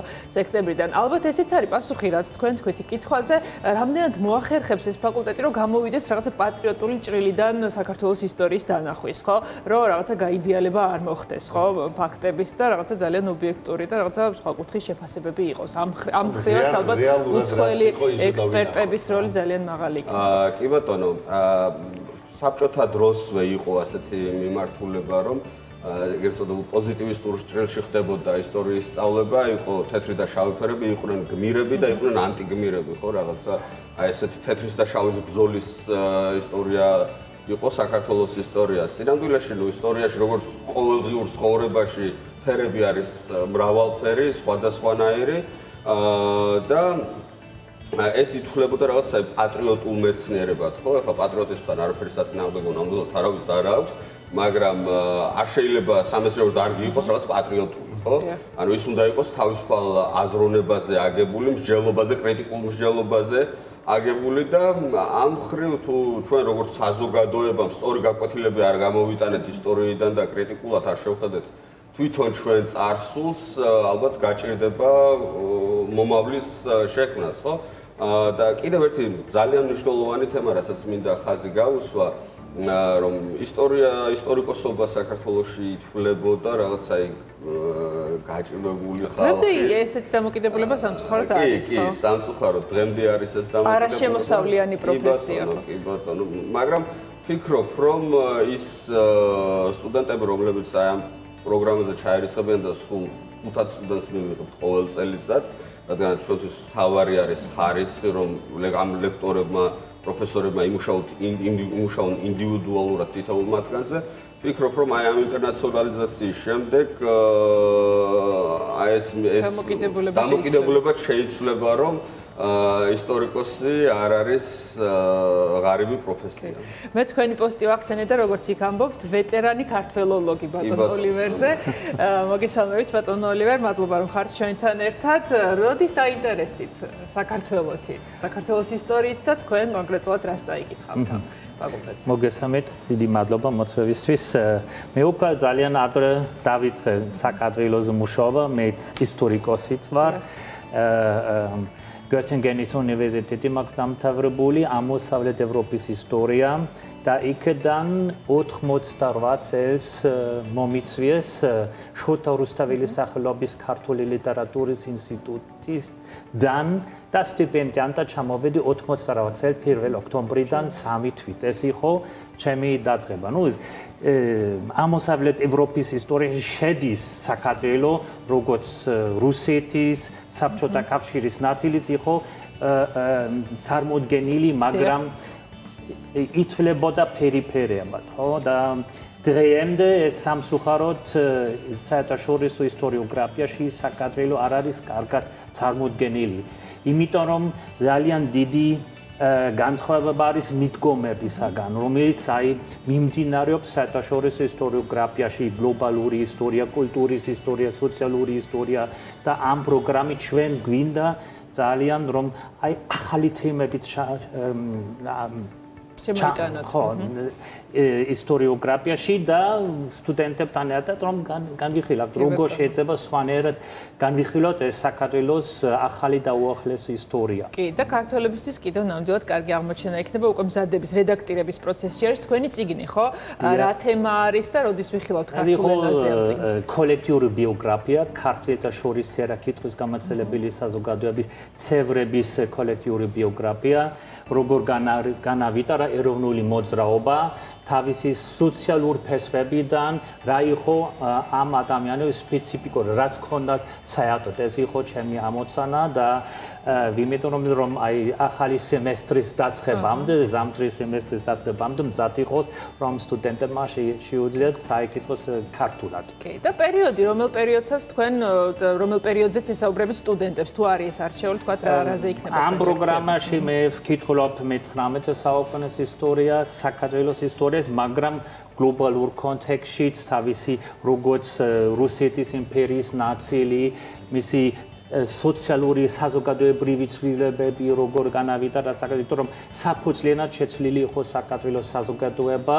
1800 პირველი წლიდან და ეს მინდა სტუდენტებთან ერთად განვიხილოთ, მაგრამ კიდევ მუშაობ მეხსიერების შეკითხვებზე საბჭოთა სარსულის გახსენება საქართველოში, ეს რომ სხვა თემებთან ვარ. მოკლედ, ბევრი თემა იქნება საინტერესო თქვენთან ერთად განსახილველი სტუდენტებთან. პერიოდების მიხედვით იქნებიან დაყოფილები, ხო, ზოგი ლექტორი ამ პერიოდს აკითხავს, ზოგი. ესე ბატონი ოლივერის გარდა კიდევ რომელი ლექტორები არიან, რომელ პერიოდებთან, ესე რომ ვთქვათ, შესაბამისად, რომ რამდენიმე საინტერესო ადამიანი ჩამოვთვალოთ თუ არის ამის. ძალიან შთამბეჭდავია მათი სახელები და გვარები, ხო, და ნამდვილად შთამბეჭდავია და თქვი კიდეც რომ ცენტრალურ და აღმოსავლეთ ევროპაში ალბათ არც ერთი უნივერსიტეტი არ იყო და ასეთ შემადგენლობაზე უარს. ბატონი სტივენ ჯონსი მაუნთ ჰოლიოკის კოლეჯიდან წაიკითხავს საქართველოს ისტორიას 1890-1821 წლებში, შემდეგ სოფლიოში ერთ-ერთი ყველაზე ცნობილი სოვიეტოლოგი რონალდ სუნი იქნება საბჭოთა საქართველოს პერიოდზე, მერე ისევ სტივენ ჯონსი იქნება უკვე დამოუკიდებელ საქართველოსზე 1990 წლიდან, ჩვენ ასევე გვყავს ალექსანდრე მიქაბერიძე, ლუიზიანის სახელმწიფო უნივერსიტეტის პროფესორი, რომელიც მე-19 საუკუნის საკითხებზე მუშაობს. და თვითონ ილიას სახელმწიფო უნივერსიტეტში არაჩვეულებრივი ბაზა დაგვდა ბატონი ოლივერის სახით, იქ არის ტიმოთი ბლაუელტი, ადრიან ბრისკუ, მალხაზ თორია, სხვები და სხვები. და ერთი ძალიან მნიშვნელოვანი კიდევ ის არის, რომ მოყოლებული, ვთქვათ, 2000-იანი, 2010-იანი წლებიდან ძალიან ბევრი ქართველი ახალგაზრდა მიდის დასავლეთში სასწავლებლად, ხო? და აი ამ ხალხმა უკვე დაიცვა თავიანთი სადოქტორო დისერტაციები ან დაცვის ფაზაში არიან და დაბრუნების დრო არის? დაბრუნების დროა და იმის დროა, რომ გაუზიარონ ევროპაში და ამერიკაში მიღებული განათლება გაუზიარონ უკვე ჩვენს მაგისტრანტებს და ეს პროგრამა მათ ამის პლატფორმას აძლევს რომ იტყვიან საქართველოს ნაკრები შეიკრიბა ამ სფეროს გარშემო და იმედი მაქვს რომ დაახლოებით 5-10 წლის ვადაში რეალობას ბევრი მიმართულებით შევცვლით ქართულ ისტორიოგრაფიაში. შვენიერი. რაც შეეხება უკვე მიღებას, ხო? აღვნიშნეთ რომ შეზღუდულია 5-დან 10 სტუდენტამდე გეყოლებათ მხოლოდ, ხო? რა მოთხოვნებია მათ მიმართულებით და ვთქვათ უკვე დეტალებს, ესე ტექნიკურ დეტალებზეც შევავახოთ. ერთი რამ მნიშვნელოვანია მიუხედავად იმისა, რომ ესეთ მაღალ კვალიფიციური პროფესორები არიან მოწვეული, ეს არის დოტაციური პროგრამა და მასზე სწავლა არ იქნება, რაც იმაზე ძვირი ვიდრე სხვაგან. ანუ ვინც ჩააბარებს ერთიან სამაგისტრო გამოცდებს და მიიღებს გრანტს, მასთვის სწავლა იქნება უფასო, ვინც ვერა, 2250 ლარი ჩვეულებრივი სახელმწიფო. კი, ჩვეულებრივი. ხოლო მაგრამ ჩაბარება თავისთავად არ იქნება მარტივი. უნდა ჩააბარონ როგორც ერთიანი სამაგისტრო გამოცდები, შემდეგ ინგლისურ ენაში, რადგანაც ორენოვანია სწავლება და მათ ინგლისურად არა მარტო კითხვა, არამედ წერაც მოუწევთ. ინგლისურ ენაში უნდა ჩააბარონ ტესტი B2 დონეზე 71 ფულაზე მეტი უნდა აიღონ. და ასევე არსებითი გასაუბრება უნდა გაიარონ თვითონ უკვე ბორდთან, შეგნით რომ დაამტკიცონ თავიანთი, ასე რომ ვთქვათ, კვალიფიციურობა და თავიანთი მიზნები სამომავლოდ, რატომ სურთ ამ პროგრამაზე სწავლა. აქედან გამომდინარე წელიწადში გვეყოლება, ყოველ წელიწადად გვეყოლება ცოტა სტუდენტი, მაგრამ ვფიქრობთ, რომ ფაქტობრივად გარანტირებულად ყველა მათგანი შექმნის გარკვეულ მომავალს. თავარი ეს არის, ხო, რომ უკვე შედეგი რაც იქნება სწავლების შემდეგ. გისურვებთ, რა თქმა უნდა, წარმატებებს, უკვე ივლისში არის გამოცდები, დარწმუნებული ვარ, იქნება ბევრი სრული და გექნებათ შესაძლებლობა, რომ საუკეთესოები აარჩიოთ. დაგემშვიდობებით საუკეთესო სრულებით. წარმატებებს გისურვებთ. ჩვენ კი ეთერს გავაგრძელებთ გიორგი ცხადაძესთან ერთად, ამისთვის გარდაბანში უნდა გადავინაცვლოთ. სპორტული თევზაობის თემით ვაგრძელებთ გადაცემას გიორგი კიდევ ერთხელ მოგესალმებით გიორგი. გეგონათ რომ მხოლოდ თევზაობაზე ვისაუბრებდით, მეგობრებო, დღეს არა, ჩვენ ისეთ საოცარ ადგილას მოვედით, რომ არ შეიძლება არ დავათვალიეროთ აქაურობა გარდაბანში ვიმყოფებით. გიორგი აფციაური არის ჩვენთან, რომელიც გვასპინძლობს გარდაბანში და გიორგი დილამშვიდობისა. დილამშვიდობის მოგესალმებით. მადლობა, რომ ასეთ საოცარ ადგილას მოგეცით საშუალება, რომ მოვიდეთ. ჩვენ ყოველდღე ხშირად ესე დავდივართ ხოლმე და ვცდილობთ რომ დავათვალიეროთ საქართველო. რა ხდება თქვენთან? ვიცი რომ ძალიან დიდ ტერიტორიაზეა გადაჭიმული თქვენი ნაკრძალი და რომ ისაუბროთ თქვენს ნაკრძალზე. პირველ რიგში დიდი მადლობა მოგზანებისთვის. ჩვენი ტერიტორია არის დაახლოებით 3200 ჰექტარი მიწა. ძალიან დიდი ტერიტორიაა. თარას ყველაზე მთავარად თბილისთან ახლოს ვიმყოფებით. თქვენ ახლა იმყოფებით გარდაბნის სამონადირეო მეურნეობაში, გარდაბნის აღკვეთილ. თქვენი მასმიძელი გახლავთ მეიდან ჯგუფი. მეიდან ჯგუფი რამოდენიმე წელია უკვე მოვიდა ამ გარდაბნის ნაკრძალის გასავითარებლად და დაავიწყეთ ნელ-ნელა აქაურობის ათვისება და უკეთესი რაღაცების აშენება, სასტუმროების გახსნა, ცხენები. თქვენ ახლა იმყოფებით. ძალიან ბევრი რამე არის, ახლა თავლას ხედავთ აქ ჩვენი მაყურებელი და ყავთ ძალიან ბევრი ესეთი ჯიშიანი და თანაც სოფლის ცხენი, ყველანაირი ამბავი არის თქვენთან. კიდევ რა სერვისები არის თქვენთან, რითაც შეიძლება დაკავდეს თქვენი მომხმარებელი? ჩვენ თავიდან დავიწყეთ ესეთი სერვისი, მხოლოდ იყო სამონადირეო სერვისი მონადირეებისთვის და მერე სათევზაო მეთევზეებისთვის. ამიტომ ჩვენ გადავწყვეტთ, რომ ეს უფრო გაგვეხმოვებინა, გაგვიფართოვებინა და დავამატეთ უკვე აქაურობას საცხენოსნო ტურიზმი. ავაშენთ ეს თავლა, ავაშენთ ეს მოედანი წელს. ეს ჩვენი ცხენები რამოდენიმე ჯიშის არის და გვინდა რომ საცხენოსნო ტურიზმს შევუწყოთ ხელი და სამოყვარულოსაც, იმიტომ რომ თბილისთან ახლოს ვიმყოფები და გვინდა რომ ჩვენი ვიზიტორები დარჩნენ რამოდენიმე დღე, ოჯახები ჩამოვიდნენ, ბავშვები, აქ ცხენის შევთავაზოთ, პონი, ვაპირებთ კონტაქტური ზოოპარკის აშენებას. ყავს ხოხბები, აქ ძაღლის ვოლიერები, მეძებარი ძაღლები და გვინდა რომ მრავალფეროვნება და იყოს აქ და ჩვენი ვიზიტორი დარჩეს სრულიად კმაყოფილი. არ იყოს მხოლოდ ერთ რამით დაკავებული, მრავალფეროვნება. თუ უნდა ბილიკებზე გაისეირნებს, თუ უნდა ფეხით გაისეირნებს, ველოსიპედით და თან საცხენოსნო ტურიზმი იმიტომ თავაზ. გიორგი, როდის და რამდენი წელია რაც აქაურობა ფუნქციონირებს და ასეთი სახე რამდენი ხანია რაც მიეცა აქაურობას? ჩვენ 2012 წლიდან მოვედით. მაგრამ რამოდენიმე წელია, დაახლოებით 3-4 წელია, რაც უკვე აქაურობაზე დავიწყეთ უკვე ისეთი ინვესტიციების განვითარება, რაც უკვე ხელშეუწყობდა აქაურობაში ტურიზმის მოსვლას. იმიტომ რომ მოგახსენებთ ცოტა ხარჯებთანაა ეს, დიდ ხარჯებთანაა ეს დაკავშირებული და არ არის ადვილი. რამდენი ცხენი ყავთ ამ წუთში? ამ წუთში ჩვენ ახლა ყავს 18 ცხენი, ტერიტორიაზე ახლა დაახლოებით 12 ცხენამდეა და პლუს გაშვებული ყავს და თან რეინჯერები სარგებლობენ, რომ ჩვენი ცხენები არიან ბევრ რაღაცაში გამოსაყენებელი, იმიტომ დიდი ტერიტორია, ცოტა რთული მასივია, ტყეა, გაუვალი ტყეა და ცხენები ძალიან დიდ როლს ასრულებენ აი ამ ყველაფერს. გადალახვაში ამ ყველაფერს. ესე იგი, როგორც ვიცი, დამწყებებისთვის სპეციალურად აი აქ ისწავლიან ცხენზე ჯირიც, აი ნახე კვინცი რა ლამაზი. აქ ისწავლიან ცხენზე ჯირიც და შემდეგ უკვე არის გაუკვალავი და ასე ვთქვათ, უფრო ტყეში მოგზაურობა, ხო? ეს მოედანი მაგიტო ავაშენეთ, რომ ეს არის პირველი უსაფრთხოების ზონე. შემოღობილი მოედანია თან საერთაშორისო სტანდარტების და ჩვენი ვიზიტორი პირველად რომ მოვა, რომელიც ცხენზე ჯდომა არის, ეგრევე ტყეში ვერ გაუშვათ. შევთავაზეთ ჯერ მოედანს, რა თქმა უნდა, ჩაფხუტით, დამცავი ყველანაირ წესებს ყოველთვის მაგას მივყვებით. ჯერ დავსვათ მოედანზე, ვასწავლეთ როგორია მართვა, გაჩერება, ცხენის დაძვრა და მაგის მერე თავაზობთ უკვე ჩვენ დიდი მტკვრის ხეობა გვარტყია გარშემო და მტკვრის ხეობაში ცხენზე გასეირნებას. ახლა რო გადავიდეთ გიორგი თევზაობაზე, ჩვენი დღევანდელი ჩართვების მთავარ ამბავზე, ჩვენ წინა ჩართვაში გავაკეთეთ ჩართვა ტბის ტერიტორიიდან, სადაც სულ 5 წუთის განმავლობაში ვიყავით, მე მგონი და დავიჭირეთ 2 თევზი უკვე და ჩვენ შემდეგ ჩართვაში იმედია რომ პატარა თევზები იყო და შემდეგ ჩართვაში იმედია ცოტა უფრო დიდ თევზსაც დავიჭერთ. გარდა ამისა, მტკვრის ტერიტორიაზეც გაქვთ სერვისი თევზაობის. დიახ, ჩვენ ტერიტორიაზე როგორც აღმოსავლეთ მტკვრის ხეობა არის, ჩვენ გვაქვს სერვისი, განმოვითაროთ სამოყვარულო და სპორტული თევზაობა, მტკვარი გვაქვს დაცული, ვცდილობთ რაღაც რაოდენობის ტერიტორია დავიცვათ და იქ ჩემი რეინჯერების სერვისით ყველა ვინ ჩვენი ვიზიტორი მივაცილოთ, ვანახეთ სპეციალურ ადგილებს და მტკვარზე არის ძალიან სასიამოვნო თევზაობა, იმიტომ რომ ძალიან დიდი თევზები არის და ყველა ჩვენი ვიზიტორი ვინც მოდის, უკვე ძალიან კმაყოფილი მიდის. თან რაც კიდე აღვნიშნე, ეს თბილისთან ახლოს არის, მაგრამ იმას არნიშნავს, რომ ჩვენთან მტკვარი ესეთი დაბინძურებული მდინარეს აქვს თვითაღდგენითი ფუნქცია, რომელიც ის იწმინდება, იფილტრება დიდ ტერიტორიაზე რომ მოდის და ამიტომ თევზი ჩვენთან ბევრად სხვანაირი გემოცა აქვს და სასიამოვნოა დაჭერა. რომ გემოვნების თვისებების განსხვავდება ნამდვილად. ის არ ჩავთვალოთ მტკვარია და რატომ უნდა დავიჭიროთ მათ. მტკვარზე რა ხდება ვერ გეტყვით, მაგრამ ტბაზე რომ მართლაც არაჩვეულებრივ გარემოა, ამაში დავწმუნდით და კიდევ შემდეგ ჩართვაშიც დავწმუნდებით. გიორგი, არ შეიძლება არ შევეხოთ ძაღლებზე, მე ვიცი რომ ბევრი ძაღლი გყავთ აქ, ძაღლსაშენია, ხო?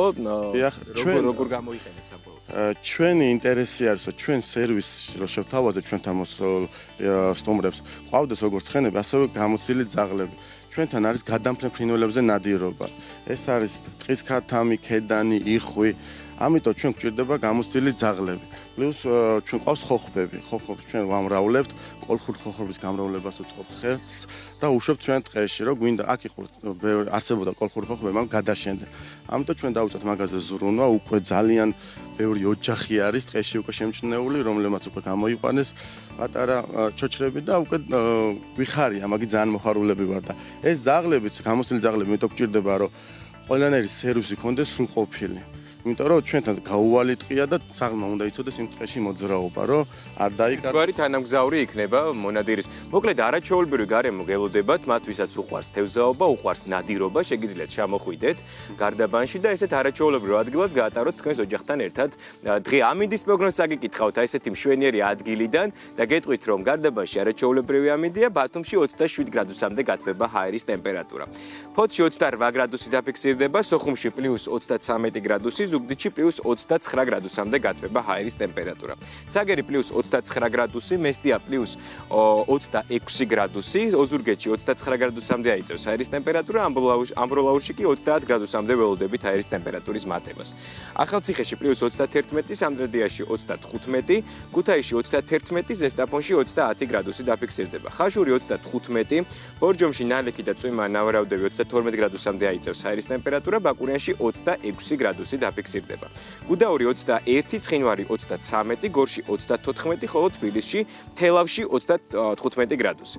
რუსთავში 36 გრადუსამდე ველოდებით ჰაერის ტემპერატურის მატებას და ჩვენს დედაქალაქში თბილისში 35 გრადუსამდე გათბება ჰაერის ტემპერატურა. ესეთი ამბები გველოდება და ჩვენ შემდეგ ჩართვაში გავაგზავნებთ თევზაობას. დიდ თევზები, თევზუკები უნდა დავიჭიროთ. და რასაც არ გამოვტოვებთ ჩვენ, გიორგი, მადლობა და გიგონდებით მომდევნო საათში 10 საათი სრულდება ჩვენს ეთერს კი ფორმულა ნიუსი გააგრძელებს.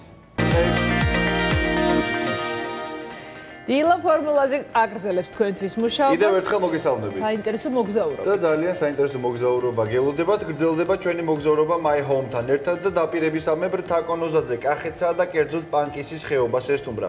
შეიძლება ეს ადგილი პოპულარული არაა და არც არასდროს გაგახსენდებოდათ მისი მონახულება, თუმცა ჩვენი სიუჟეტიდან დარწმუნდებით, რამხელა პოტენციალი აქვს ამ უძველეს და ისტორიულ მხარეს.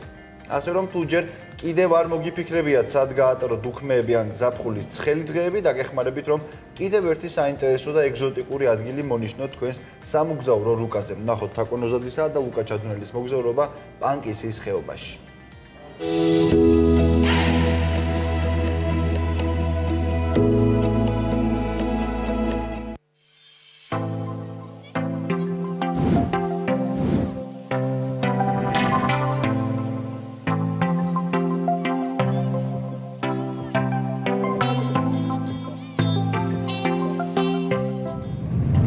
ზაფხული My Home-თან ერთად გრძელდება და გრძელდება ჩვენი მოგზაურობა საქართველოს სხვადასხვა კუთხეში. ამჯერად აღმოსავლეთის მიმართულებით მივდივართ, კერძოდ კახეთისკენ, პანკისის ხეობა უნდა მოვინახულოთ.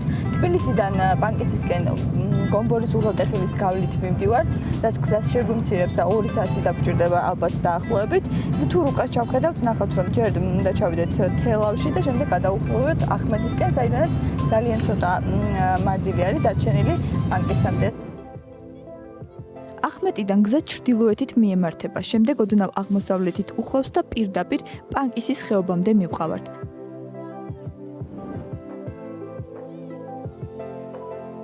ხეობის ფშავ-როსური და ქისტური ნაწილების სახასიათო გამყოფ პუნქტს სწორედ ეს წყლის ჯებირი და ალაზანზე გადებული ხიდი წარმოადგენს. აქამდე არსებული ტრიალი ველი ჩვენს თვალწინ ვიწროვდება და სახლები მდინარეს უახლოვდებიან.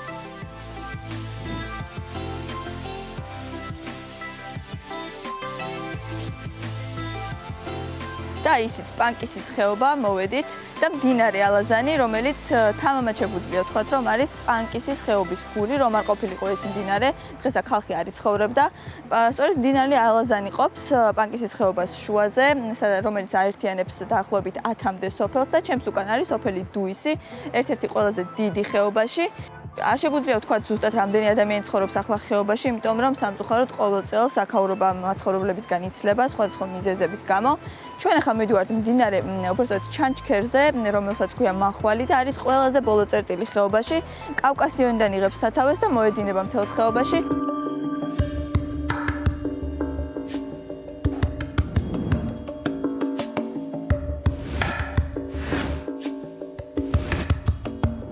დუისი პანკისის ადმინისტრაციული ცენტრია. ერთკუჩიანი სოფელი მდინარე ალაზანს მიუყვება.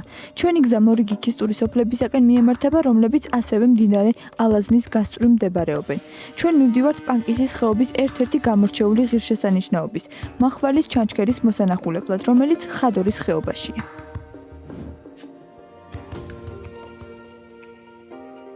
ხეობაში ასვლისას გზად ულამაზესი ველური ბუნება და რამდენიმე ჰესი გვხვდება.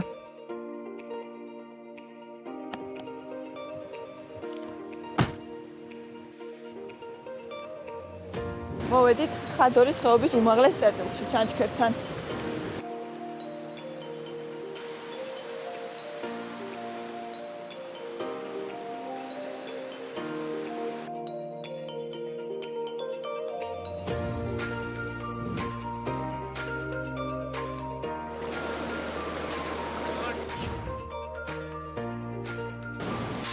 აი ისიც ხადორის ჩანჩქერი.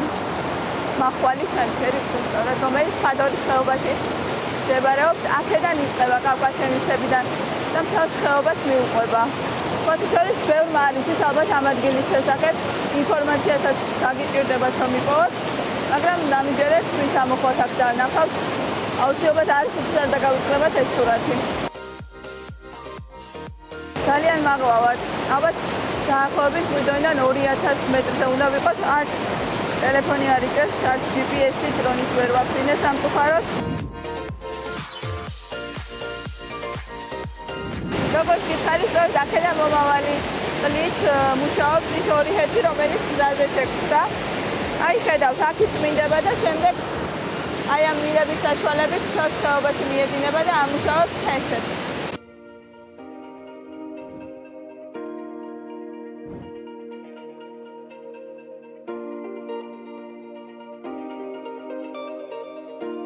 ბატონი ნოდარი აქ უკვე წლებია ჰესზე მუშაობს. ამბობს, რომ მიუხედავად იმისა, რომ ტყეში ბევრი ნადირია, აქ ცხოვრების მაინც არიშინია.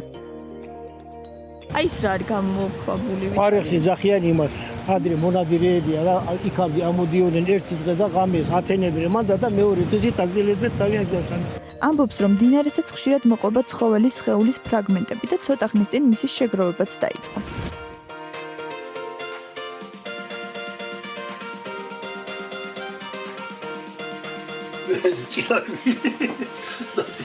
და პატარა და თვია ეს.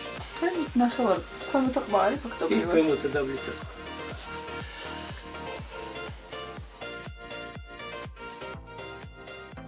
გზას ბაწარას ნაკრძალისკენ ვაგრძელებთ, სადაც ცხენების ტური გველოდება.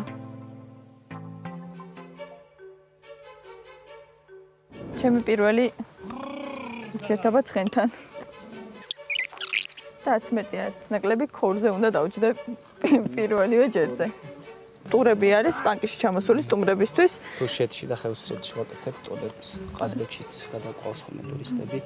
და ადგილობრივი ადგილზე რა სანახავი რაც. კი, როგორც ვთქვი, დიდი ტურებიც არის რამდენიმე დღიანია. ტურებიც გვაქვს, ერთი-ორი დღიანი ტურებიც გვაქვს, სამდღიანი ტურებიც და ერთდღიანი ტურებიც აი ხეობის შესანიშნავ ადგილებში. და რამდენიმე საათიანი ტურები ჩვენთვის ვისაც ეჭიქარება და ბევრის მოსწრება უნდა. როგორ უნდა დავჯდე და ამ ზუგჩანთით მოვახერხებ თუ დავტოვო? უფს. ცისერთული ყოფილა. ეს რამდენი წლის ცხენია ხა? ეს არის 3 წლის. ვაიმე. ეხლა რა უნდა ქნა? აი ეს დაიჭირეთ. თქვენც შემომიერთდებით ხო რომ ცოტა გავიაროთ და თან ვაიმე. წადი. თავად ცხენოსნები სერტიფიცირებული გიდები არიან. USAID-ის დახმარებით მათ პრაქტიკები საფრანგეთში გაიარეს. წავედით. თუ თქვენც ჩემსავით ახალბედა ხართ, არ შეგეშინდეთ, ნამდვილად სანდო ხელში ხართ. დავძარი ჩემით, მე მგონი უკვე კონტაქტი დავამყარე. ეგ როგორც ამიხსნეს ტური. ტურის განმავლობაში ცხენებს შორის დისტანცია უნდა იყოს დაცული, რომ უსაფრთხოება დავიცვათ. და ჩვენ ახლა მივიდივართ ტბისკენ, რომელიც საკმაოდ ჩორია, 2 საათის განმავლობაში უნდა ვიმგზავროთ, მაგრამ არ ვიცი, უკვე გვიანია და მოვახერხებთ თუ არა იქამდე მისვლას, თუმცა საინტერესო გამოცდილება იყო, პირველად ვიჯექი ცხენზე, საკმაოდ წარმატებულად, მე მგონი შეგიძლიათ შემაქოთ. მართალია ჯერჯერობით ვერ ვისწავლეთ ცხენი როგორ დავძრა ადგილიდან, მაგრამ წავიდით.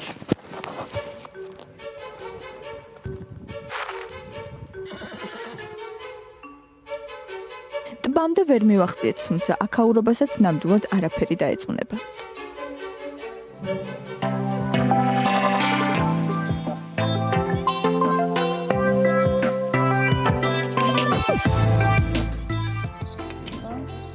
პანკიში ჩვენი გუშინდელი მოგზაურობა საკმაოდ დამღლელი აღმოჩნდა ჩემთვის, თან ექსტრემალურიც და ძალიან მნიშვნელოვანი იყო, რომ ღამე გამეთია მშვიდად და კომფორტულად.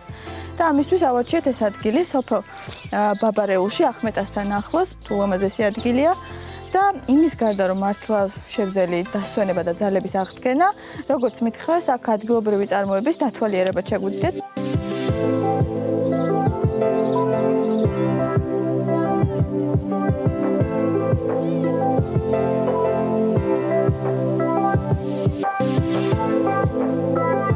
მასტერკლასის დროს ალბათ მე შემიძლია რომ გავაკეთო და რომ ასწავლოთ, მაშინ ბატონო.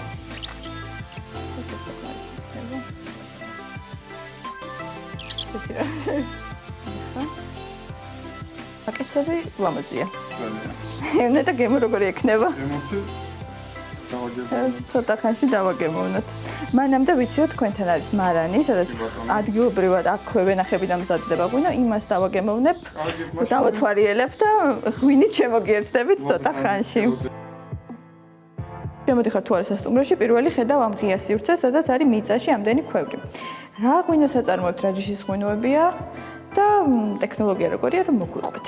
2016 წელს ოჯახმა გადავწყვიტეთ თბილისიდან წამოსულიყავით და აქვე ჩვენი ვენახებთან ახლოში აგვეშენებინა მარანი, სადეგუსტაციო დარბაზი, სასტუმრო, სადაც უკვე სტუმარი მოვიდოდა, ჩვენთან ერთად დაესწრებოდა სამუშაო პროცესს, რთველიდან დაწყებული, მარანში ქართულად ტრადიციულად ჩვენ დღეს აგვაქვს 4 ჯიში, აქედან არის ერთი წითელი საფერავი, დანარჩენი არის თეთრი, კახური მწვანე, ეხლა უკვე ახმეტური მწვანე იქნება, ზონირება მიენიჭა, ქისი და კაცეთი. შეგვიძლია დავაგემოვნოთ? შეგვიძლია დავაგემოვნოთ. რას ვამთ ახლა რომ გითხრათ? ახლა ჩვენ მივიქნებთ საფერავს 2016 წლის, რომელიც არის ჩვენში დაყენებული, დავარგებული, შემდგომში პოტში. საფერავს ტრადიციულად ქვევში დაყენებულია ღვინო. კეთილი იყოს ჩემი ფეხი პირველად ამ მარანში. წარმატებებს გისურვებთ.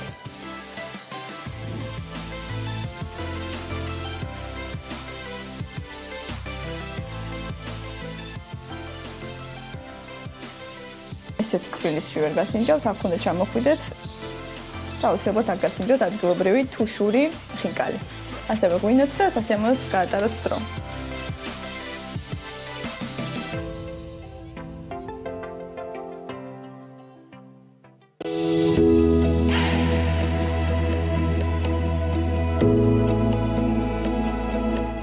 მგონი ყველა კომენტარს გავაკეთებთ, რომ მივდივართ ბანკისში ამ ზაფხულს აუცილებლად. საოცარი ადგილების დასათვალიერებლად, უგემრიელესი ხინკლის დასაგემოვნებლად და ცხენების ტურით, და ყველაფერი არის იმისთვის, რომ გადასარევად დაისვენო მოკლედ ზაფხულის ცხელდღეებში. და თაკოს რუბრიკა მე მგონი კიდევ არაერთ რეგიონზე მოგვიყვება და დაგვარწმუნებს, რომ წელს ნამდვილად საქართველოში უნდა ვიმოგზაუროთ.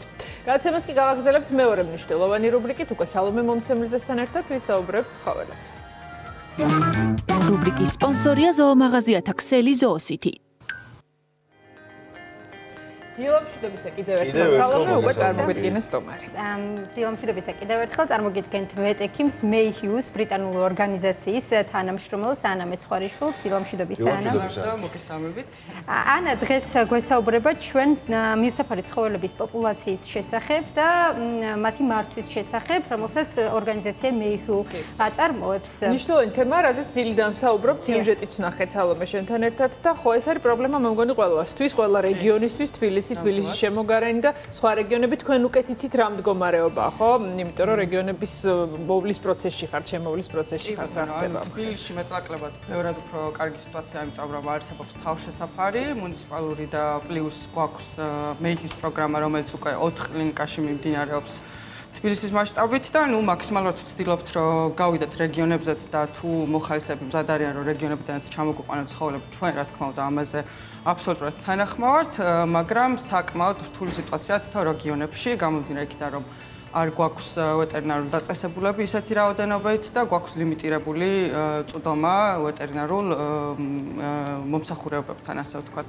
შესაბამისად, საკმაოდ უფრო ბევრად რთული სიტუაციაა. მოდი, მაყურებელსაც ავუხსნათ, რას გულისხმობს და რას ნიშნავს სტერილიზაცია, კასტრაცია და რა დადებითი თვისებები აქვს ამას, რატომ არის აუცილებელი? კი ბატონო. მოკლედ, სტერილიზაცია, კასტრაცია ზოგადად ძალიან კარგი არის ჩვენ ცხოველებისთვის, ეს იქნება ქუჩის ცხოველი თუ შინაური ცხოველი, რომელიც სახლში ყავს. გამომდინარე იქიდან, რომ პირველ რიგში სტერილიზაციის შემთხვევაში და კასტრაციის შემთხვევაშიც ცხოველის ჯანმრთელობა ბევრად უფრო კარგი ხდება, აღარ აქვთ მათ პერიოდი, აღარ უწევთ შეჯვარება, მოქმედებს ხასიათზეც იმ მხრივ, რომ ხშირად არის ხოლმე ცხოველები, რომ გარბიან სახლიდან ამ პერიოდის დროს და საერთოდ იკარგებიან და ვეღარ პოულობენ თავის პატრონები, ამისი თავიდანაცლებაც ხდება საერთოდ და რა თქმა უნდა ჯანმრთელობის მხრივ აბსოლუტურად ხდება პრევენცია საკვერცხის სიმსივნის განვითარების, ძალიან მინიმალურამდე დადის კერდის სიმსივნის შემთხვევები, განსაკუთრებით როდესაც დროულ ასაკში ხდება, დროული ასაკი აქვს მნიშვნელობა, როდის რა პერიოდია ეს? რა თქმა უნდა, ეს არის სანამ პირველი პერიოდი დაეწყება ცხოველს, ყველაზე კარგი არის ამ დროს, რომ ეს ჰორმონალური ცვლილებები საერთოდ არ დაიწყოს. ამ დროს ყველაზე მინიმალურამდე ხდება დაყვანა ამ სიმსივნური პროცესების განვითარების შანსების. ასევე დედალ ძაღლებში ხშირი არის პიომეტრის განვითარება, რაც საშვილოსნოს ანთებითი პროცესი არის. არ არის აუცილებელი შეჯვარდეს ძაღლი, შეიძლება უბრალოდ ბაქტერიისგან დაიწყოს და განვითარდეს ისე რომ ხშირად სიკვდილამდეც მიყვართ. ადამიანებშიც ხშირია პიომეტრის განვითარება, მაგრამ ცხოველებში კიდევ უფრო ხშირად ხდება გამომდინარე ანატომიური. ახლა ვსაუბრობთ ისეთ ძაღლებზე, რომელთა გამრავლებასაც არ აპირებენ, ხო პატრონები ეს შეიძლება. აი რაღაც ჯიშების მიხედვითაც შეგვიძლია. არის ასევე პატარა ზომის ძაღლები, რომლებსაც მინი ძაღლები, ხო, რომლებსაც საერთოდ არ შეუძლიათ მშობიარობა. კი, რა თქმა უნდა, ეგეთი შემთხვევებიც არის. იქ მშობიარობის გართულებების თავიდანაზრდიებაც ხდება. და ანუ თუ არ აჯვარებენ მაგ შემთხვევაში აუცილებლად რეკომენდირებულია რომ ცხოველი იყოს გასტერილებული ზუსტად მაგ ჰორმონალური ცვლილებების განვითარების შემდეგ რა პროცესებიც მიმდინარეობს ორგანიზმში. რაც მთავარია, როდესაც გაუსტერილებელი ცხოველი ხდება ქუჩაში, ძირითად შემთხვევაში მას პატრონები უშვებენ, ხდება მერე ქუჩაში ძაღლების მომრავლების პრობლემაც, ხო?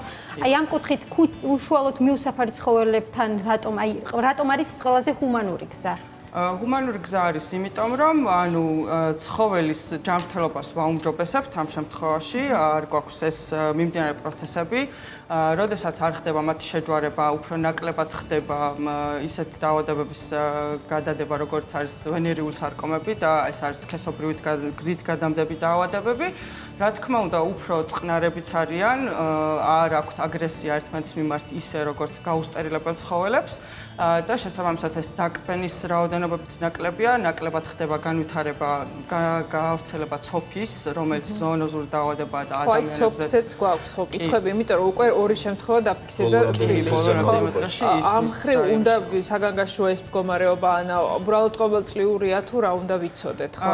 ანუ ცოფის ვაქცინაცია აუცილებლად ყოველწლიურად უნდა ჩაუტაროთ ჩვენ შინაურ ცხოველებს.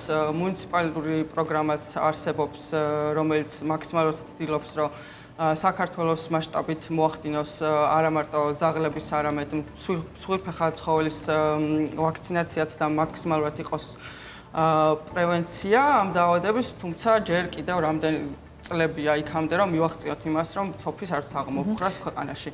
პრევენციის მხრივ, რა თქმა უნდა მოხდეს შინაურ ცხოველების ვაქცინაცია, პატრონებმა აუცილებლად უნდა მიაქციონ ყურადღება და ეს ქუჩის ცხოველების პროგრამებიც თუ ქუჩის ცხოველს აქვს ნიშანი ყურზე, ხო? შვიდად შეგვიძლია ვიყოთ ასეთ შემთხვევაში. შვიდად შეიძლება ვიყოთ, ანუ ეს ცხოველი ერთხელ მაინც აცრილია ცოფზე. თუმცა შეიძლება ერთხელაც რა საკმარისი არ იყოს. არანაირად, ანუ ხშირად გვეკითხებიან ადამიანებიც მოდიან ჩვენთან ამ კითხვით, რომ რამდენად აუცილებელია ვაქცინაცია და ხალხის ძალიან დიდ რაოდენობას ცუდი დამოკიდებულება აქვს ცოფის აცრასთან დაკავშირებით, რაც ასევე მცდარია, ანუ ცოფის ვაქცინას ისეთ ცუდი გავლენა ჩვენს ორგანიზმზე არ აქვს, როგორც ჩვენ ხალხში არის ცნობილი და დამოკიდებულება ცუდია. თუმცა ვიცით, რომ ეს არ არის მარტივი ვაქცინა, ხო? საკმაოდ ვიცით როგორ არის, ანუ ვაქცინა საკმაოდ რთულია, როდესაც უკვე ცოფზე საშიში შემთხვევა არის დაფიქსირებული და ძალიან საეჭვარი და მაღალი რისკიანია, მაშინ ხდება იმუნოგლობულინების გაკეთებაც და აი ის არის ის იმუნოგლობულინებია, რომელიც ძალიან რთულად გადააქვს ადამიანს, ასე რომ დანარჩენ შემთხვევაში ყოველთვის ჯობია ყველანი აცრილები ვიყოთ და ვიყოთ დაცულები. ჩვენ ვეტერინარები მაგალითად ყოველწლიურად ვიცრებით და ანუ მინიმუმამდე დაგვყავს იმის პრევენცია, უბრალოდ იცრებით ყოველწლიურად, თქვა შეიძლება არ მოხდეს გაგაწვა ან დაკვენა ძაღლის მხრიდან, მაგრამ მაინც ნამდვილად. რაც შეეხება თქვენს ორგანიზაციას, თქვენ გაქვთ ესეთ პროგრამა თბილისშიც, მერაბ შეუძლია საიტი უჩვენოს. საიტი შეგვიძლია ვნახოთ. ჩვენ ამ საიტზე შეუძლიათ მსურველებს დარეგისტრირდნენ და იმ შემთხვევაში თუ მიუსაფარი ცხოველები ცხოვრობენ იმ უბანში. ხო, აი ამაზე როგორ ვიქცევით? ხო, როგორ მოვიქცეთ ჩვენ შეგვიძლია ხედავთ არის მიუსაფარი ცხოველები, თქვათ, მრავლდებიან ისინი, თქვათ, როგორ უნდა მოვიქცეთ და თქვათ, რა ზომებს მიმართავთ უკვე თქვენ. ანუ ჩვენი პროგრამა არის ასევე ხასგაუსამ ერთადერთი პროგრამა, რომელიც ასევე ითვალისწინებს კომპლექსურ ვაქცინაციას, რაც იცავს ცხოველებს მათი ინფექციური დაავადებებისგან. და გამომდინარე იმის გამო რომ ჩვენთან მოხვდეთ, ასე ვთქვათ, უნდა დაგვიკავშირდეთ ან საიტის საშუალებით, ყავს ასევე მოხალისე სალომე ჟორჟოლიანი, რომელიც ძალიან გვეხმარება ამ პროცედურების დაგეგმარებაში, ან პირადად ჩემთან გვიკავშირდებიან, გვეუბნებიან ცხოველის მდგომარეობის შესახებ, სად არის რა სიტუაცია, ყოველთვის ვთხოვთ, რომ ჭიას დამუშავებულები იყვნენ ცხოველები, რადგან უფრო ჯანმრთელად და კარგად ჩატარდეს პროცედურა. რის შედეგადაც ჩვენ უკვე ვიბარებთ, ვადგენთ თარიღს, როდესაც უნდა მოიყვანონ. სამწუხაროდ ჯერჯერობით ჩვენ არ გვაქვს იმის რესურსი, რომ ჩვენ თვითონ მოვახდინოთ ადგილზე მისვლა და წამოყვანა და აბსოლუტურად ვართ დამოკიდებულები მოხალისეებზე, მაგრამ მოყავთ ადგილზე, ჩვენ ვაკეთებთ სტერილიზაციას, ვაკეთებთ ცხოველის იდენტიფიკაციას, ვაქცინაციას, რა თქმა უნდა, ვუხსნით ყველაფერს თუ როგორ უნდა მიაქციონ ერთი დღის განმავლობაში ყურადღება მაინც რომ სანამ ნარკოზიდან ბოლომდე გამოვა ცხოველი და ასე შემდეგ. და შემდეგ უკვე და ერთგვარი ანგარიშიც გაქვთ საიტზე წლის დონაციაზეა დამოკიდებული, ხო? გასტერილებული ძაღლი 193 დასაპდეიტებელია, მაგრამ უფრო მეტია. შარშან სადღაც 700 ძაღლი გავასტერილეთ მთელი წლის მანძილზე. ეს მხოლოდ თბილისში თუ საქართველოს მასშტაბით? თბილისში ვაკეთებთ, განხორციელება ხდება თბილისში, თორემ ჩამოყვანით რეგიონებითაც ძალიან აქტიურად ჩამოდიან ჩვენსკენ ცხოველებია. და რა თქმა უნდა დონაციაზეც არის, ხო? დამოკიდებული ეს ძალიან მნიშვნელოვანი საკითხია, ანუ კი ეს ბრიტანული ორგანიზაციაა, MEIHU, რომელიც ძალიან აქტიურად ეხმარება საერთაშორისო დონეზე სხვადასხვა განვითარებად ქვეყნებს და ჩვენ ერთ-ერთი ვართ. MEIHU უკვე საქართველოში დარეგისტრირებულია, MEIHU საქართველოს და ეს საიტიც როგორც ხედავთ არსებობს უკვე. სერვისებში ვარ შესული ჩვენ თავაზობთ და ამას შემდეგ ბევრი კი ბატონო. ველი არის რაც შეგვიძლია გადავიდეთ. კი, მაგრამ აბსოლუტურად მეიხით დამოკიდებულია დონაციებზე. ეს არის საქველმოქმედო ორგანიზაცია და ძალიან კარგი იქნება ხალხიც თუ გაითვალისწინებს ამ ყველაფერს და მაქსიმალურად ჩაერთობიან, იმიტომ რომ რაც უფრო მეტი ჩართულობა იქნება ხალხისგანაც, მით უფრო მეტი ცხოველის გასტერილებას შევძლებთ, რა თქმა უნდა. რა თქმა უნდა, კიდევ ერთ აუცილებლ თემას უნდა შევეხოთ. მომრავლებული რაოდენობა ქუჩის ცხოველების ეს იმას ნიშნავს, რომ თავშესაფარს გვინდა რომ შევეხოთ. თავშესაფარი გონია ხალხს, რადგან აბარებენ, რომ იქ ცხოვრობს მერე და ცხოვრებას აგრძელებს ცხოველი, თუმცა კი ესე არ არის და თავშესაფარში, როდესაც ხვდება ცხოველი, ის მერე უკან ქუჩაში ბრუნდება, ხო? კი ბატონო, ძალიან მართალი ბრძანდებით ზოგადად და ხალხის დამოკიდებულება და ანუ ხალხს გონია თავშესაფარი არსებობს იმისთვის, რომ დაიჭერენ ცხოველს, წაიყვანენ და ის იქნება სამუდამოდ იქ და აღარ მოხდება მათი გარეთ გამოსვლა. ეს კი ზოგიერთ ქვეყანაში არის ესეთ სიტუაცია, მაგრამ ჩვენთან პოპულაცია იმდენად დიდია ჯერჯერობით ამ დღეისთვის, რომ ეს აბსოლუტურად არ გაამართლებს. წარმოიდგინეთ, ანუ პოპულაცია არსებობს თბილისის მასშტაბით, მაგალითად, გავაკეთეთ თავშესაფარი 500 ძაღლზე, სიტყვაზე ავიღეთ, ხო?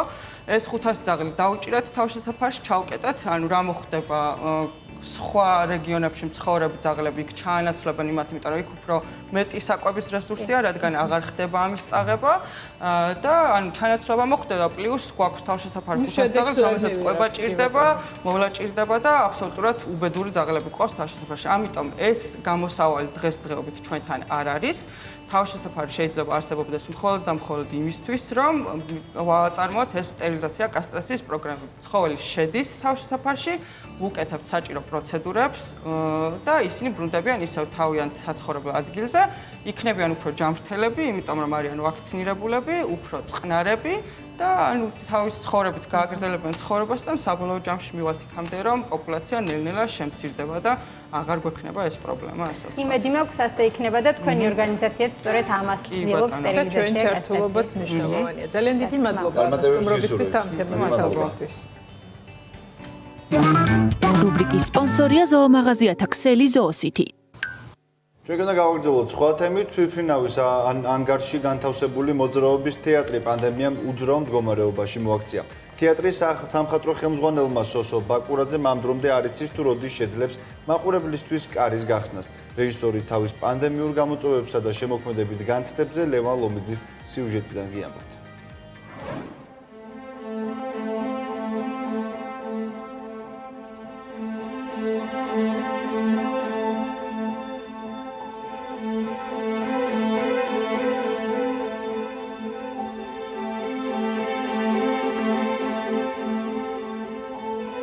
ცხოვრება თავიდან ბოლომდე არის დინამიკა და ყოველდღიურად იცვლება, ყოველდღიურად ხდება მოვლენა. ეხლა უკვე ისეთი მკვეთრი მოვლენა მოხდა ჩვენს ცხოვრებაში, რომ შეცვალა ყველანაირი წესი და ჩვენ ვცდილობთ, რომ ისევ ძველი წესებით ვითამაშოთ, ისევ ძველი წესები დავაბრუნოთ ახალ რეალობაში.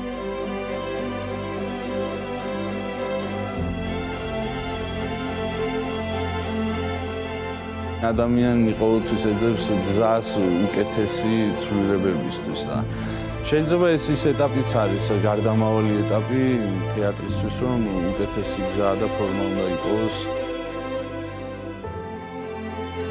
რეპეტიცია ყველაზე ძალიან მენატრება, რომ მსახიობთან ერთად ისევ ჯადოსნური გარემო შევქმნა ხოლმე, რაც რეპეტიციაზე იბადება და მე ეს მებათაღება, რაც მოსდევს მე უკვე პრემიერის მოახლოვებას, ყველა ძალიან ეს მენატრება. ყველაფერი კეთდება მაყურებლისთვის. მაყურებლის გარეშე თეატრი არ არსებობს. ეს არის თეატრის ფორმა.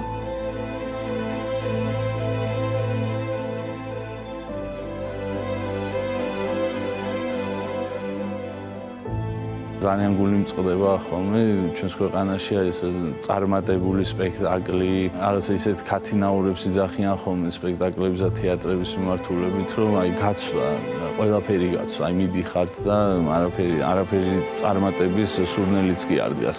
რეალურად მაყურებლის ტაში განსაზღვრავს სპექტაკლის წარმატებას. რაც უფრო დიდხანს გიკრავენ ტარს, მით უფრო წარმატებულია სპექტაკლი.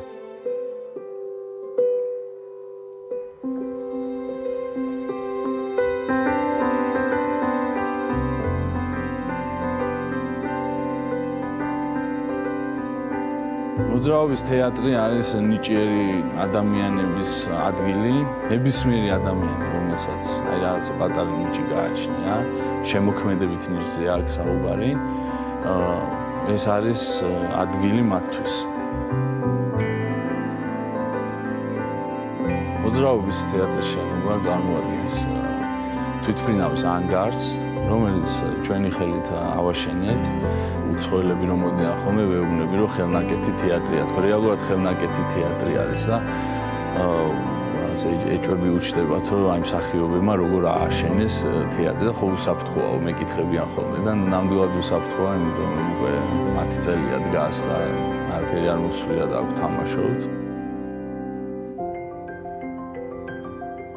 როგორც კი მოგვეცემა საშუალება, რომ გავიხსნათ და ვითამაშოთ, არ აქვს მნიშვნელობა ამას შენობას მისცემენ, ამის უფლებას, ზოგადად თეატრალურ წარმოდგენას მისცემენ, პირველივე დღეს გავიხსნებით, აუცილებლად ვითამაშებთ. დიდი განსხვავებაა, როდესაც ანშლაგი არის დარბაზში და როდესაც თქვათ ის მინიმალური ზღვარი არის ბილეთების რაოდენობის, რომელიც გაყიდულია და თქვათ მსახიობი ვალდებულია, რომ ითამაშოს. ახლა იქნება, ანშლაგი იქნება ის მინიმალური ზღვარი, სადაც მსახიობი უნდა გამოვიდეს სცენაზე და ითამაშოს.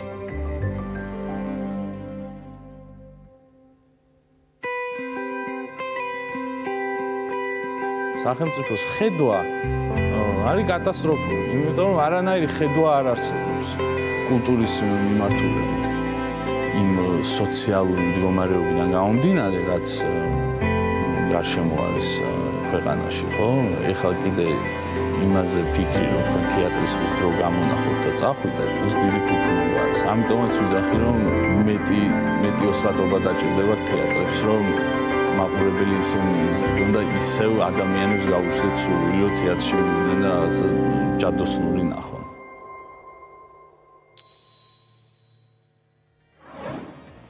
და სანამ შევძლებთ თეატრებში დაბრუნებას, მოგცემს შესაძლებლობას ლევან ლომიძე, რეჟისორებს ესე დისტანციურად მოვუსმინოთ და მათი დამოკიდებულებები, მათი აზრები, მათი ფიქრები ძალიან საინტერესოა. ნამდვილად ძალიან კარგი გამოდის ეს ყველაფერი სიუჟეტად. გადაცემის ბოლოს ტრადიციულად გიორგი ცხადაძე შემოგვიერთება, გააგრძელებს ჩვენს ეთერს გარდაბანიდან და თევზ ჭერაზე უფრო მეც ისაუბრებს. აი ესე მოკალაცებული ესე თევზაობს. დილა სპორტული სახეობა კი არ არის. განტვირთვის იდეალური საშუალებაა. მე მგონი ზედმეტი იყო ჩვენი ჩართვა. ასვენება გინდათ? ხელი შეგიშალა. მშვენიერი. თუ განსაკუთრებით თეატრში ვერ მივდივართ და აქედან თქვენ სიუჟეტებს ვუყურებთ და მენატრება ჩემი თეატრი, მანამდე თევზაობით ვარ დაკავებული. გიორგისთან ერთად ძალიან საინტერესო ახალგაზრდა მოთევზავესთან ერთად. გიორგი, კიდევ ერთხელ მადლობა, რომ ესეთ საშუალება მოგვეცი, რომ ესეთ საინტერესო გარემოში ვისაუბროთ თევზაობაზე. ჩვენ დავიჭირეთ, სულ რაღაც 2 საათია აქ ვართ, მაგრამ გიორგი, მე არ დავიბრალებ ჩემ თავზე, არ გავთანხმდები ასე ძალიანაც. არა, დავიჭირე, მაგრამ კუ დავიჭირე.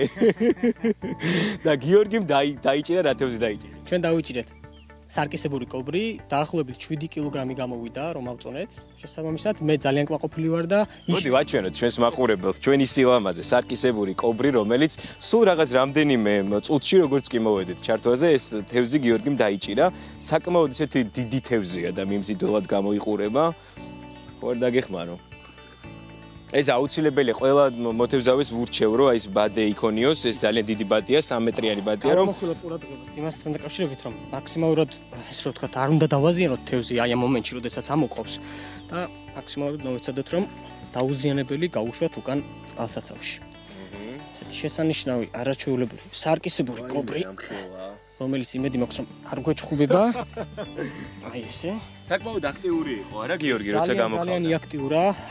დიდი წინააღმდეგობა გაგვიწია, იბრძოლა, თუმცა ჩვენ დავჭით გამარჯვებულები, მაგრამ რადგანაც ასეთი ადრენალინი მოგვანიჭა და სიამოვნე მოგვანიჭა, ჩვენ რა თქმა უნდა პატივცემთ და უკან გავუშვებთ წყალსაცავში.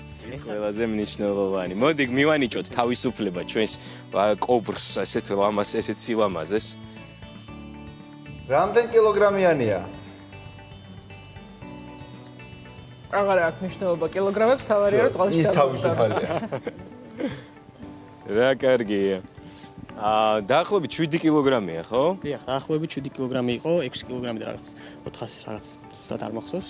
არ შეიძლება არ შევეხოთ საჭმელს და რა საჭმლით თევზაობთ და გადაგდება თვითონ საკვების. არ შეიძლება რომ ბევრი მოგვივიდეს, ხო? ნუ ზოგადად იქიდან გამომდინარე წინა ჩართვაზე ასე თუ ისე არ ქონდა შედეგი, გადავწყვეტეთ რომ მოგვიზილა დასაკვები. ჩვენ მოვზილეთ შოკოლადის არომატით, ესე ვთქვათ, შოკოლადით დავატკბეთ ჩვენი პატარა წყალსაცავი და შოკოლადის დასაკვებით მოვიტყუეთ ჩვენი თევზი და დავიჭირეთ სატყუარაზე სიმინძე. სანიშნავად აიღო ჩვენმა თევზმა სატყუარო და შედეგიც დავდეთ. აქეთ ჩვენს მეგობრებსაც თევზი ყავს დაჭერილი, როგორც ვიცით, მიშო არის ჩვენთან ერთად. მიშო, აბა თქვენ რა თევზები დაიჭირეთ? ეს ჩვენ გათვლილი გქონდა პატარა თევზაობა, შედარებით გიორგი უფრო დიდ თევზაობდა და საკმაოდ კარგი ზომის ჭანარი, შამაია დავიჭირეთ და ასევე კარჩხანაც და ვგნებობთ გაჩვენოთ. მოდი აბა ვაჩვენოთ ჩვენს მაყურებელს. და სხვათა შორის გაგვიმართლა და 2 600 გრამიანი კობრებიც დავიჭირეთ. მოდი აბა ვნახოთ. გიორგი, როდ პირველი შენი თევზი თუ არ გაიხსენებ, რომელი იყო? პატარა ისტორიას მოვყვები უცბად, ანუ დაახლოებით 7 წლის ასაკის ვიყავი, როდესაც მამაჩემმა პირველად წამიყვანა სათევზაოდ და პირველივე თევზაობაზე დავიჭირე წითელი ფერის, ოქროსფერი, ანუ კარჩხანა და ჩავიფიქრე სრული, რომ ეს პირველი თევზაობა იყო და ზუსტად აი ამ ჰობს გავყოლილიყავი და დღეს უკვე ძალიან ესე რომ თქვა წარმატებულად ვახორციელებთ თევზაობას სხვადასხვა წყალსაცავებს. როგორი საინტერესო ისტორია გაქვს. არჩილ, მოდი ჩვენთან. ესეც რა საინტერესო პირველი თევზი სიმბოლურია ძალიან, რომ წითელი იყო და რაღაც რა სურვილი ხო არ ჩაგიფიქრები არა? სურვილი იყო და ნამდვილად ჯერჯერობით აახტა, ასე რომ თქვა და იმედი მაქვს რომ მომავალშიც ასე გაგრძელდება. მიშო, არჩილ, შენ რა თევზი დაიჭირე? მე დავიჭირე საკმაოდ მოზრდილი ჭანარი, შამაია, ასევე კარჩხანა დავიჭირე, საკმაოდ კარგი ესეთი ზომები. ნუ დილას აქტიური იყო კენკვა, თევზიც კარგად მოდიოდა, ნუ ეხლა ჩამოცხა და შესაბამისად წყალში მოიკლო ჟანგბადმა. რაც განაპირობებს თევზის პასიურ ჩავსვათ წყალში, რომ არ გავაწვალოთ. ძალიან მნიშვნელოვანია დღის რომელ მონაკვეთში სად მოვალთ სათევზაოდ, ხო? რომელი არის ყველაზე საუკეთესო დრო, როცა შეიძლება ვითევზაოთ სწორედ აი ამ ტბაზე? სწორედ აი ამ ტბაზე ყველაზე კარგი დრო არის დილას და საღამოს, იმიტომ რომ საღამოს თევზი, ეს დიდი თევზი, რაზეც დღეს ვიყავით გადართული, გამოდის უფრო ახლოში ნაპირში საკვებად, ესე რომ ვთქვა და უფრო მარტივია მისი მონადირება. ეხლა შუადღის პერიოდში უფრო რახან ცხელა და როგორც წეგან აღვნიშნე რომ ჟანგბადმა იკლო წყალში, შესაბამისად უფრო ქვედა მხარეს ჩადის და უფრო ძნელად მოსანადირებელია. ხო და ჩვენც ნელ-ნელა დავიშლებით თევზებს მივცემთ თავისუფლებას. გიორგი, ძალიან დიდი მადლობა, რომ ესე საინტერესოდ დავიწყეთ დილა ჩვენთან ერთად. ჩვენ იმედია, რომ ხშირად სხვადასხვა მიმართულების თევზაობაზე ვისაუბრებთ ზოგადად და სხვადასხვა განხრებზე. მშვენიერი ამინდია ჩვენთან, ისევე როგორც საქართველოში, ყველას კარგ დღეს გისურვებთ. ვინც დაიჭერთ თევზს, ყველას კიდევ ერთხელ მოგიწოდებთ, რომ გაუშვათ, იმიტომ რომ ეს ყველაზე მნიშვნელოვანი ამბავია და დავიწყებ ამინდის პროგნოზის წაკითხვას ბათუმიდან, მზიანი ბათუმიდან და გეტყვით ბათუმში, რომ სინოპტიკოსები გვპირდებიან +27 გრადუსამდე ჰაერის ტემპერატურის მატებას. ფოთში 28 გრადუსი, სოხუმში 33, ზუგდიდში 29 გრადუსი დაფიქსირდება. ცაგერი 29, მესტია 26, ოზურგეთში 29 გრადუსამდე გათბება ჰაერის ტემპერატურა. ამბროლაური 30, ახალციხე 31, სამტრედიაში +35 გრადუსი. სითბო. ქუთაისშიც მზე გვაქვს ხურვლებში 31 გრადუსი, ზესტაფონი 30, ხაშური 35, ბორჯომში კი 32 გრადუსი ნალექი. ბაკურიანი 26, გუდაური 21, ცხინვალში კი 33 გრადუსი გვპირდებიან სინოპტიკოსები. გორში 34 გრადუსამდე გათბება ჰაერის ტემპერატურა, თელავში 35 გრადუსი დაფიქსირდება. რუსთავი 36 და ჩვენს დედაქალაქში თბილისში უნალექოდ ჩაივლის დღე ჰაერის ტემპერატურა 35 გრადუსს მიუახლოვდება. დღის მეორე ნახევარში წვიმაც გაგვაგრილებს. აი ესეთი ამინდი გველოდება დღეს. ხვალამდე დაგემშვიდობებით. მადლობა გიორგი, ჩვენს გემშვიდობებით ხვალამდე გისურვებთ ზარმაცებულ დღეს. უნალექო და მზიანი დღე გველოდება, როგორც გიორგიმ გვითხრა 28 გრადუსს უკვე ჩვენი თერმომეტრი აფიქსირებს, თუმცა დღის მანძილზე საკმაოდ დაცხება 35 გრადუსამდე მოიმატებს ტემპერატურა. 8 საათთან შედარებით. მოიმატა ღრუბელმა, ჩვენ რასაც ვხედავთ თბილისის ცაზე, როგორც გიორგიმ გვითხრა, საღამოს შესაძლებელია ცოტა წვიმამაც გაგვაგრილოს, რაც ნამდვილად სასიამოვნო იქნება. დილის გადაცემა ამით დასრულებულია. ყველას რა თქმა უნდა გისურვებთ პოზიტიურ დღეს. ხვალ 8 საათიდან ვიქნებით თქვენთან ერთად. არჩილ მარშენია გენმოდიფიცირებულ საკვებზე ისაუბრებს და გავიგებთ რა უნდა ვიცოდეთ ამ მიმართულებით. საკვების თემას გავაგრძელებთ და აჩუდაკეთო შემოგვიერთებიან ხვალ დილიდან, ესე იგი ფუსფუსი იქნება სამზარეულოში. გენმოდიფიცირებულ, არამედ ჯანსაღკვებაზე რას მოამზადებენ ჯერჯერობით არ ვიცით, ამას ხვალ ერთად გავიგებთ. ხვალ დილის 8 საათიდან ისო პირდაპირ ეთერში შემოგიერთებით 3 საათიან ეთერი 11 საათამდე, ასე რომ ხვალამდე ნახვამდის ბედნიერად.